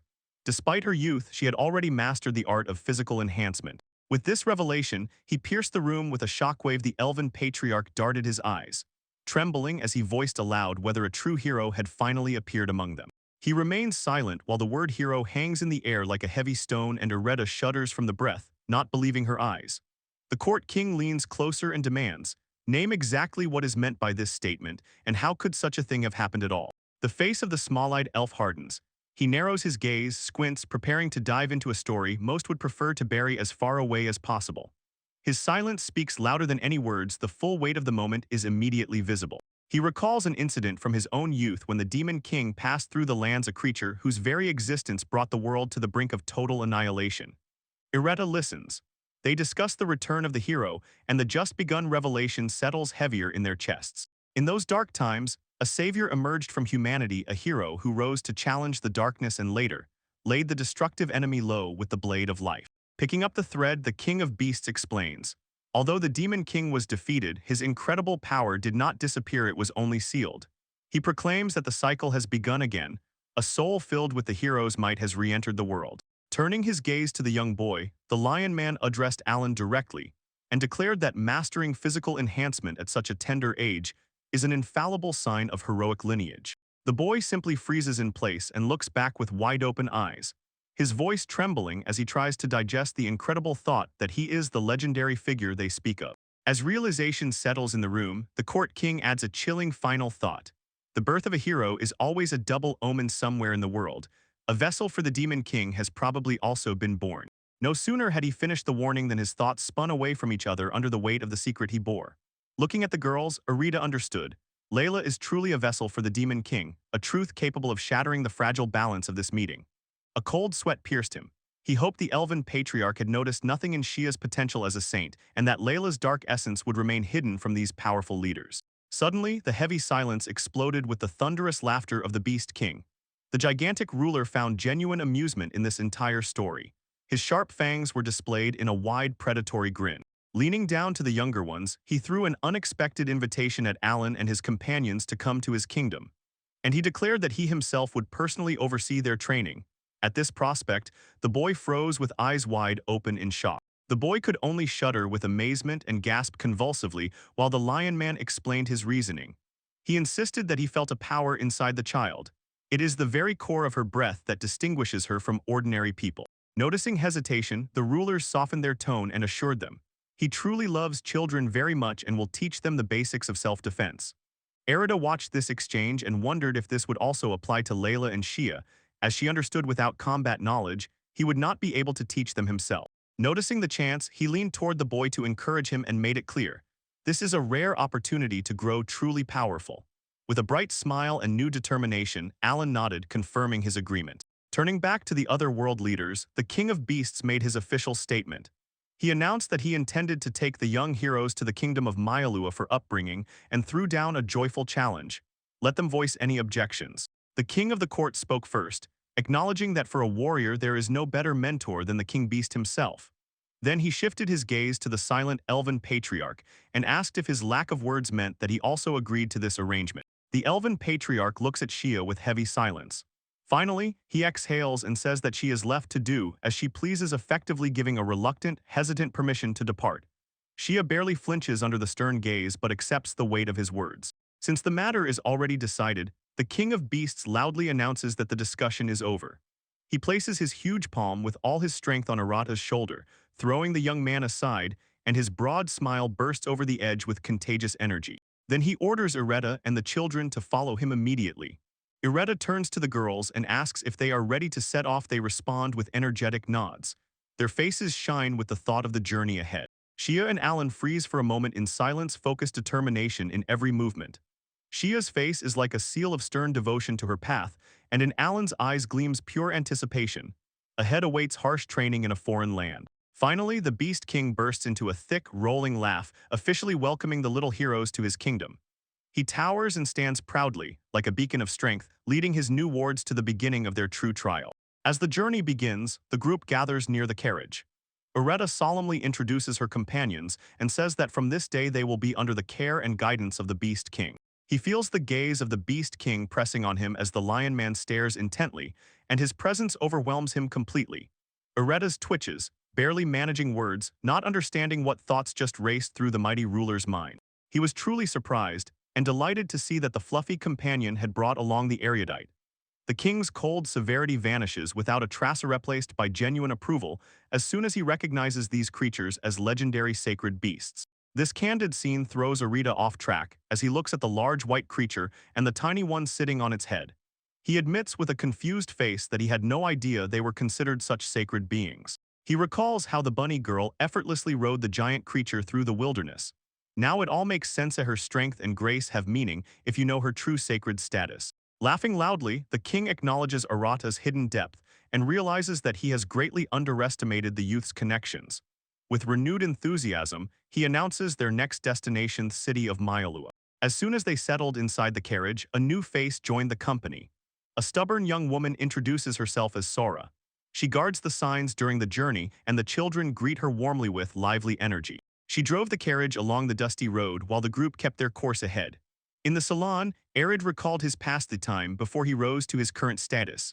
Meanwhile, the boastful laughter of the King of Beasts rumbled in the air. He was telling the wide-eyed girls about his own power. In the cozy interior, he sat quietly among his young companions. They were absorbed in a book.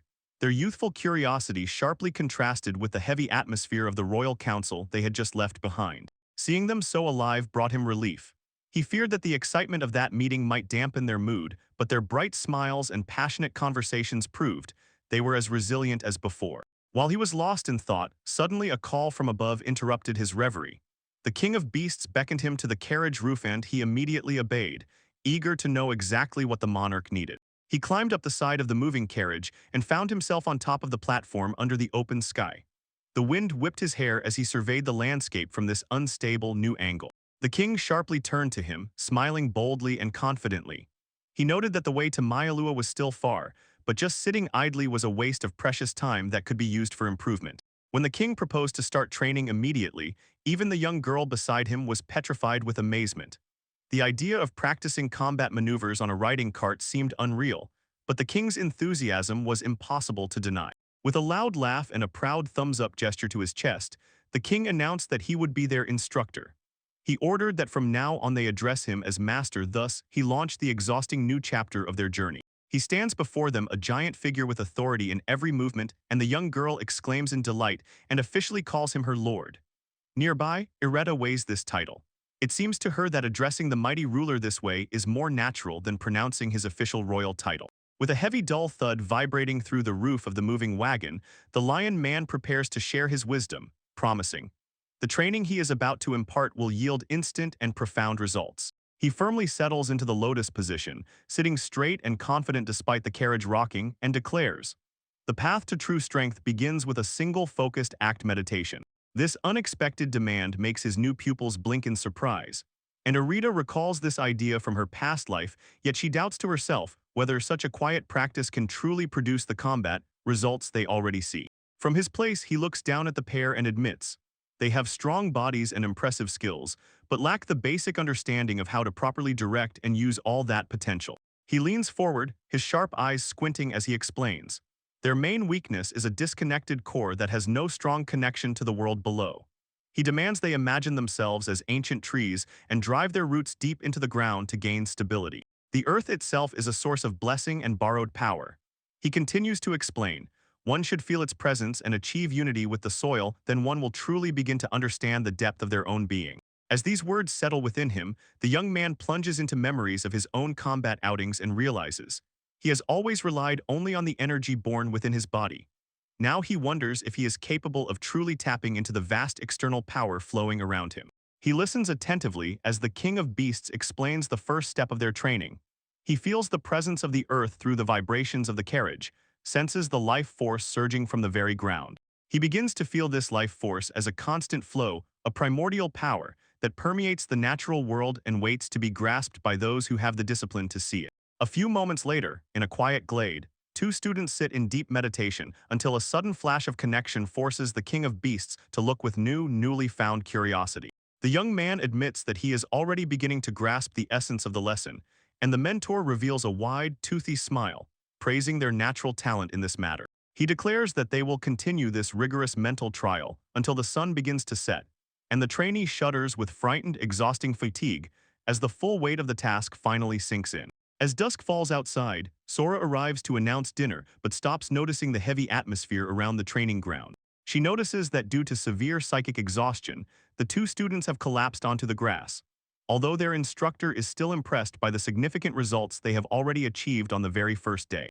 When the guard offers to take over the cooking, the young man quickly regains strength and insists that he himself should manage the food during their travels, boasting of his skills in the wild. He stands firm and explains, if the king of beasts finds time to oversee their training, then the least he can do is take care of the food.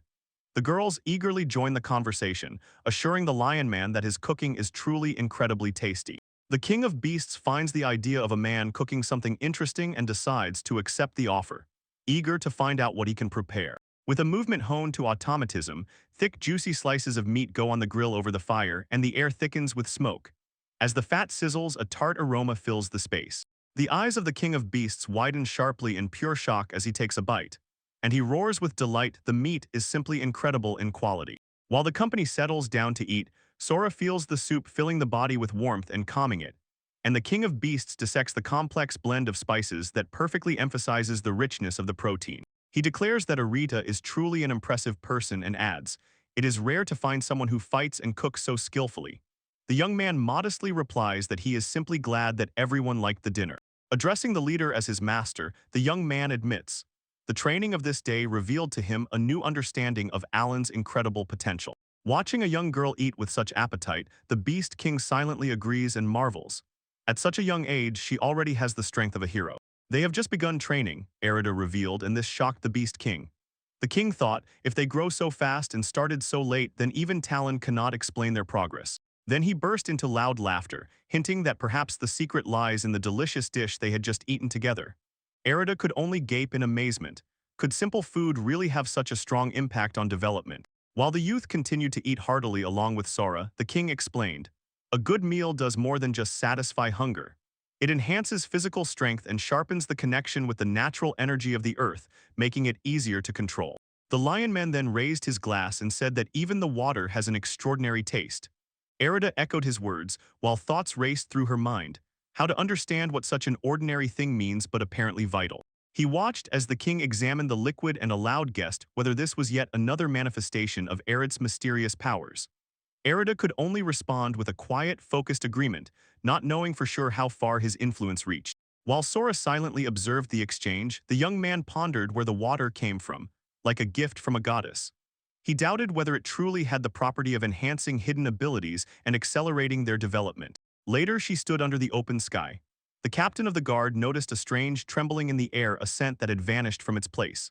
The king advised her to remain calm, but warned not to lower vigilance as they approached their destination. Soon their journey led to the heart of the kingdom, the capital Igria, a sprawling city of stone and spires, where life bustles and tension hides everywhere. They storm into the city, where the architecture is an amazing mix of structures carved into sand, and the noisy life that shatters the expectations of a barren desert. He revels in the calm atmosphere, feels the warmth of this city, and notices the unexpected beauty of green mountains and forests in the distance. Suddenly, a roar of joyful voices explodes. A group of young beast children rushes forward headlong, and shouts a solemn greeting to their sovereign who has returned. The king greets them with genuine warmth, and Arita suddenly realizes how much the youngest generation of his people loves him. While the children run around him, the monarch explains his philosophy.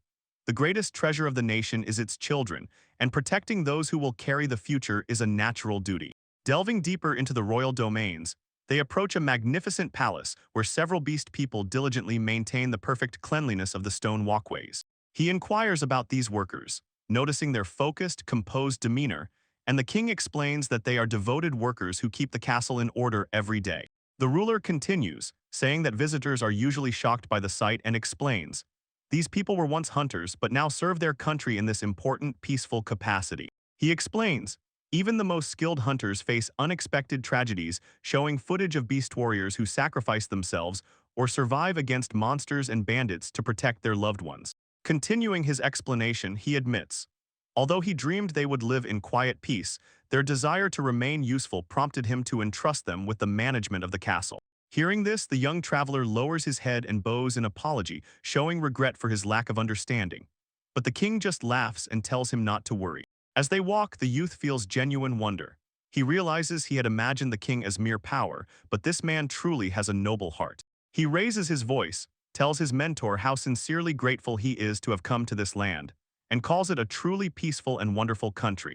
The lion man freezes. A shadow of complexity crosses his features as he asks if the kingdom really looks like that in the boy's eyes. The conversation hangs in the air as the sun sets, and eventually gives way to the bright, clear light of the next morning. Standing in the courtyard, the king announces a change of plans. Initially, he intended to teach young Alan only the basics, but now he decided to train the traveler as well, and he immediately responded with enthusiasm. He listens while the king of beasts shifts his gaze to the two other girls and asks about their plans for the day. Irida replies that their talents probably diverged from Alan's talents, so perhaps another path would suit them better for their growth. In response, the king offers them to freely explore the capital, surprising the young man with the simplicity of the idea, just a walk and sightseeing.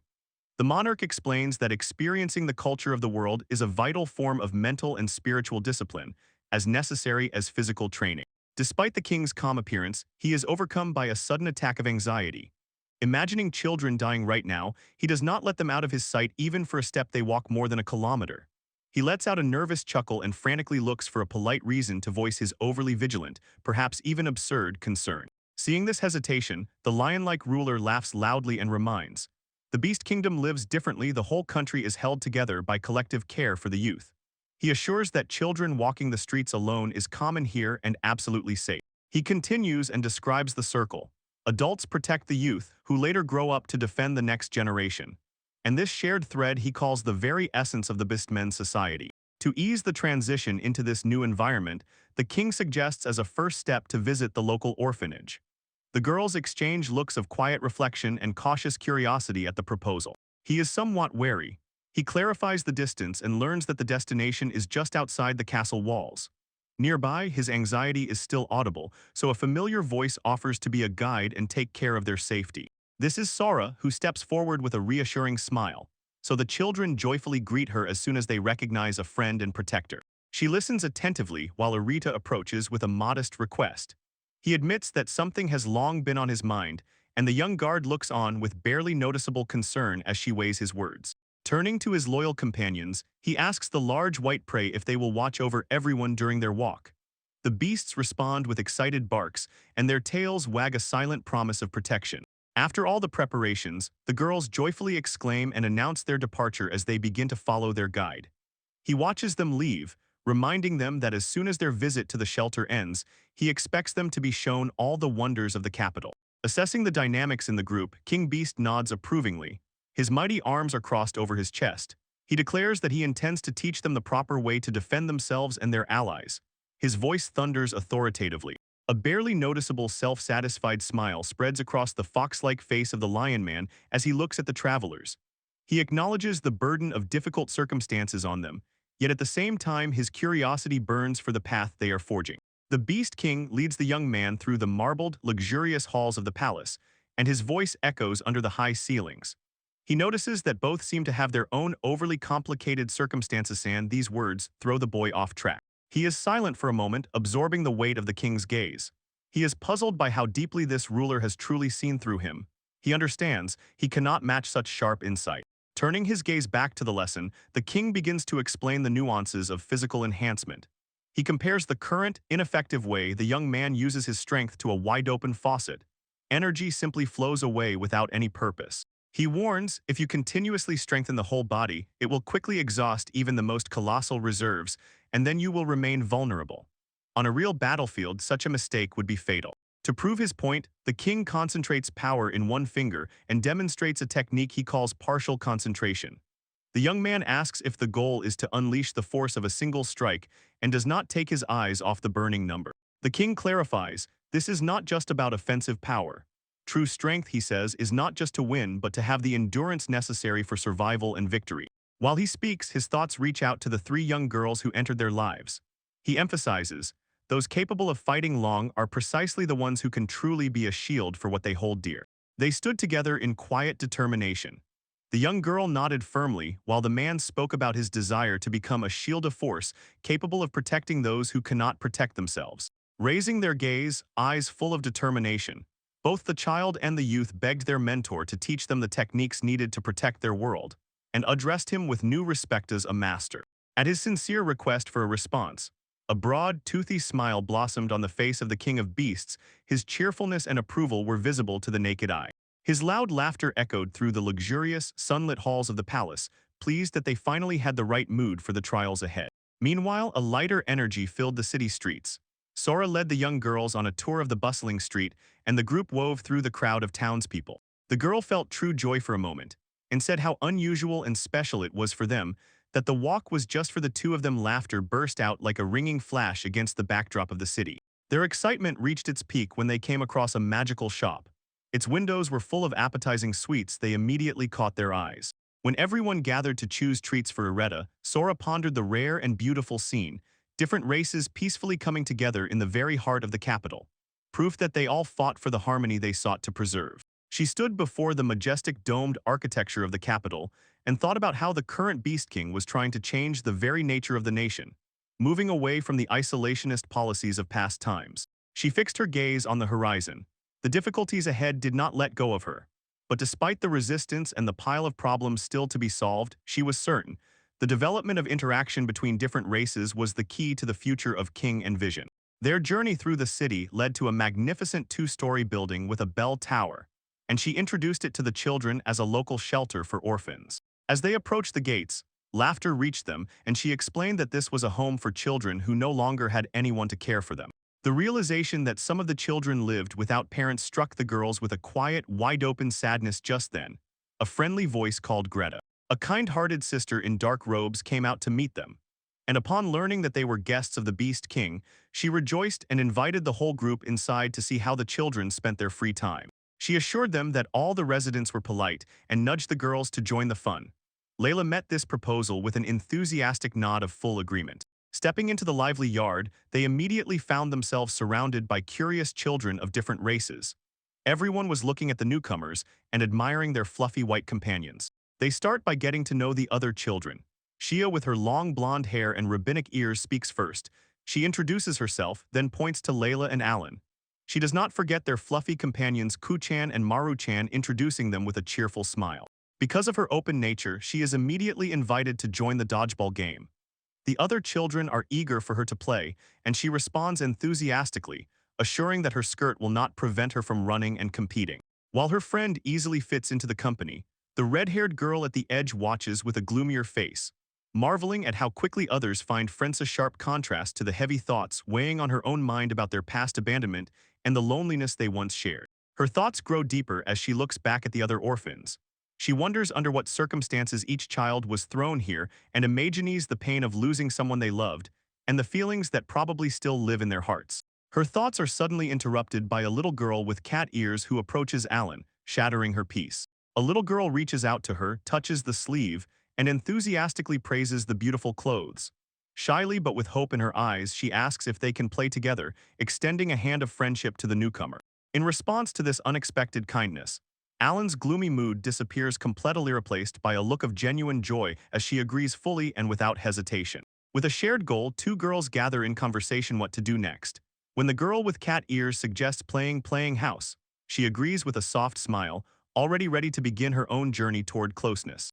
They are living the best moments of their lives, riding on a huge, fluffy white beast as it clumsily lumbers around the orphanage grounds.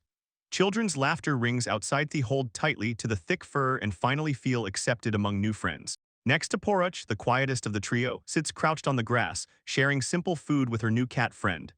Even the little round spirit joins them, creating a calm scene of a familiar domestic jokion that just a few days ago seemed impossible. But the silence breaks only briefly as the giant lineman approaches and instead receives a decisive, unexpected shove. He stumbles back in surprise, muttering about a lack of respect, while the young girl holds her ground, a spark of defiance burning in her eyes. When the sun begins to sink lower and lower in the sky, it is time to leave. The good sister and the crowd of orphans gather near the gates, waving vigorously and shouting, promising that they will soon play again. Their faces are filled with genuine warmth. Returning back to the temporary home, their guardian Sora looks at them with a gentle, grateful smile. She says how wonderful it is that they can treat everyone regardless of status or race with such natural equality. The girls nod in agreement, and their silhouettes stretch on the cobblestones as they walk straight to the horizon, carrying memories of this day, the first lightness in their steps, signaling healing. As soon as they arrived, a striking sight unfolded before them. The mentor lay sprawled across the table like a rag that had been thrown down. He did not move. It seemed that after a whole day of exhausting work, his spirit had finally left his body. They look at him in complete stupor, noticing, in just one single afternoon hour, he seemed to have aged by decades. They conclude that his training was much harsher than anything they had encountered in the orphanage. He remains slumped over the table, and it seems that the exhaustion from the day has completely crushed his spirit. He whines that he can't maintain concentration even to take on just part of the task, and the Beast King watches this, combining both a chuckle and pity. To lighten the heavy atmosphere, they serve a tray with freshly baked muffins. As soon as the treats appear, the room immediately brightens. Joyful exclamations burst out from the young girls who thank for such a thoughtful, memorable little gift. When they settled in, he asks the girls about their visit to the shelter. They answer with inexhaustible energy. They say there are lots of little kids there and how much fun they had playing together all day. And just then they are overwhelmed by the sad realization, every child they met there is without parents. This truth hangs in the air for a moment. They continued to watch and noted with surprise. Despite their circumstances, none of the orphans looked sad. On the contrary, they were all incredibly kind and full of life, like a testament to the spirit of this house. Hearing this, he gives a soft smile, glad that they were able to survive such a significant and bright experience. The girls returned, their hearts overflowing with the events that happened during the day. When night falls and the crescent moon rises over the quiet city, the girls' joy does not fade. They eagerly declare that they will return to the shelter the very next day. The next morning, the capital's streets blaze with new light.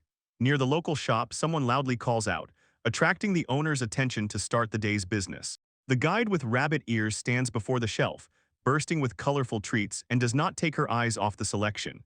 With a sharp gesture, she announces that she will buy absolutely everything on the shelf, which leaves those around utterly stunned. Her companions look on in shocked silence and cannot believe it.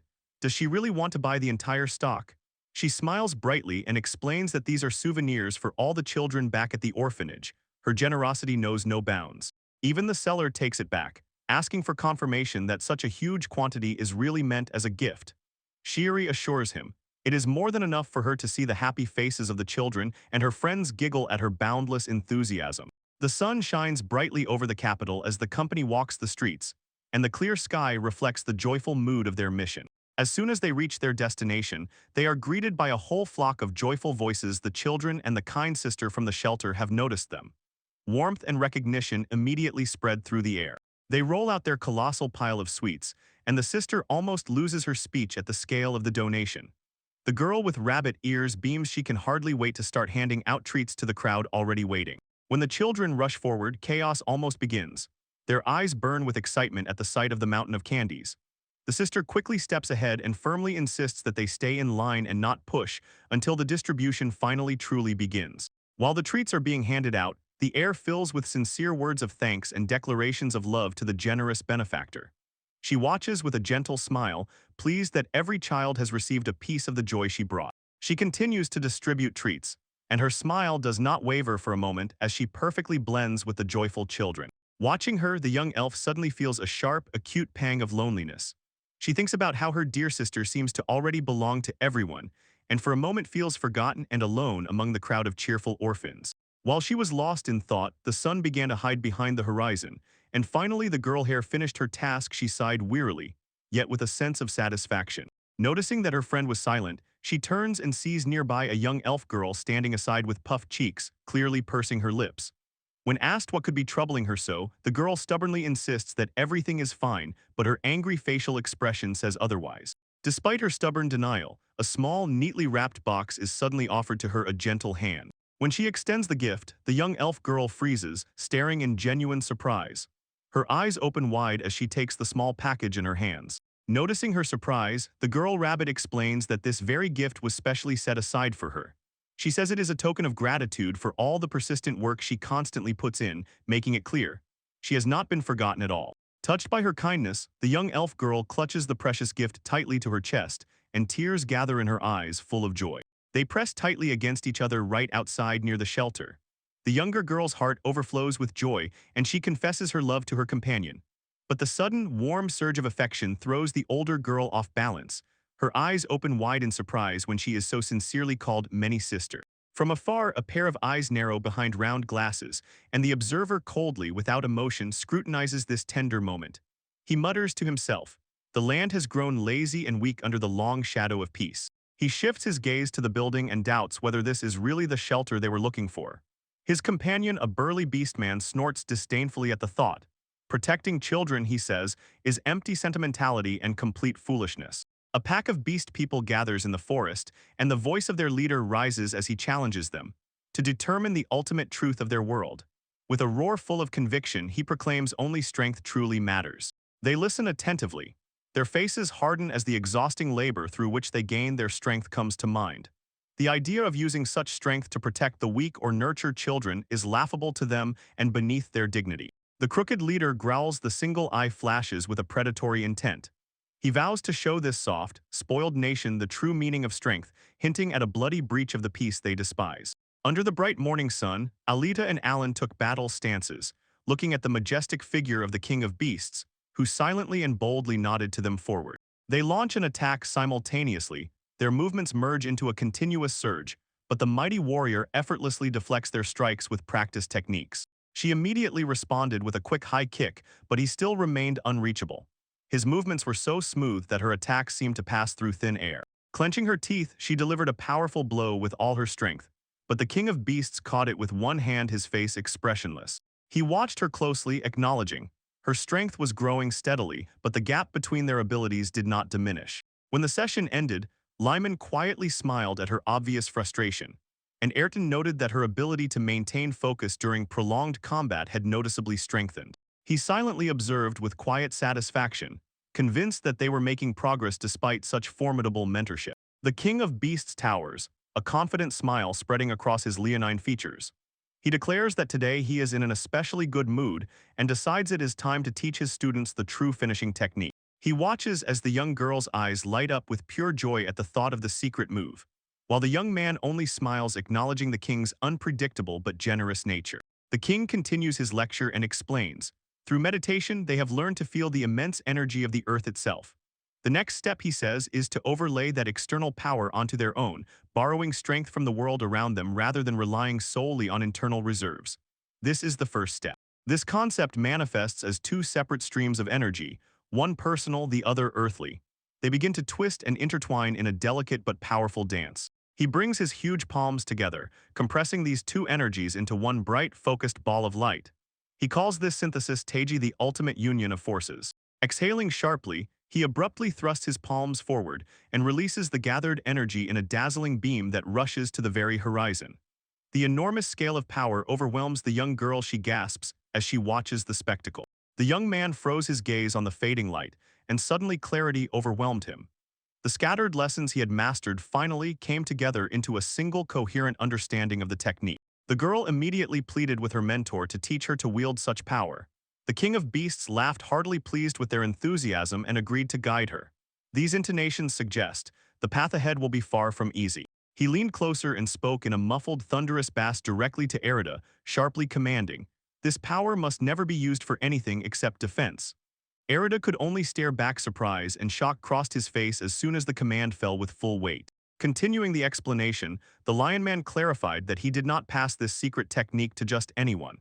He agreed to teach only because he saw and released into the world a person who would use such might for the sake of others. He stood upright against the boundless, empty horizon and uttered the final grim ultimatum. He demanded that Erida never betray the trust placed in him. In response to his heavy words, the young man met that tense gaze with new determination and assured the mentor. His sole desire was to become stronger to protect the children under his care. Seeing his resolve, the King of Beasts barely smiled quietly, wisely recalling the sincerity he felt, and sharply nodding, declared that training would begin immediately. He led them to a clearing. The giant warrior crouched low to watch Alan and explained, "The first step requires incredible concentration to gather all inner energy into one hand." The act was much more difficult than it seemed. While she concentrated, Erida watched the process from the side. Suddenly, his face darkened with anxiety. He had no idea whether the king's stern warnings were the result of some old tragedy. Unaware of his thoughts, the young girl almost instantly managed to manifest a glowing sphere of energy, so the king could not help but look in amazement at the incredible potential and pure talent of the young one. He laughed loudly, looking down at the exhausted young man sprawled on the grass. And when Erida breathed heavily, unable even to raise his hands, the king noted, among the people he had met, Erida had unexpectedly good intuition regarding the technique. Then his gaze slid to the young girl nearby, who was still diligently practicing stances. He spoke quietly as if to himself and predicted that in time she would become a truly great hero. Flattered by the high praise, the young man stood up and asked if the king meant him specifically. The Lion Man only smiled and explained that his conclusion was born from watching how the girl grew up under their supervision. She continued training. A bullet of pure energy crackled between her palms as she held focus with unbreakable determination. The king explained that the true essence of a hero is not just raw power, but the selfless desire to use it for others. The movement was sudden, playful. The heavy ruler stretched forward and began energetically plucking and tousling Arata's hair. Despite the boy's protests and pleas to stop, the king only laughed harder, looking at him with the rough but warm affection of a proud father. Eventually he settled in place. A barely noticeable blush touched his cheeks as he pondered the unfamiliar warmth of this fleeting sensation. Suddenly it occurred to him, perhaps this is how a child feels when a father or mother gives sincere praise and love. Over the territory, a young girl with rabbit ears successfully released an accurate magic charge. Her face lit up with triumph.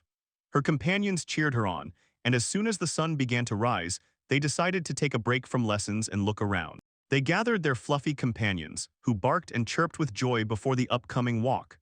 Remembering the guard's advice, they soar-headed to the bustling shops on the other side of the orphanage, eager to change the scenery. They marveled at the bright market.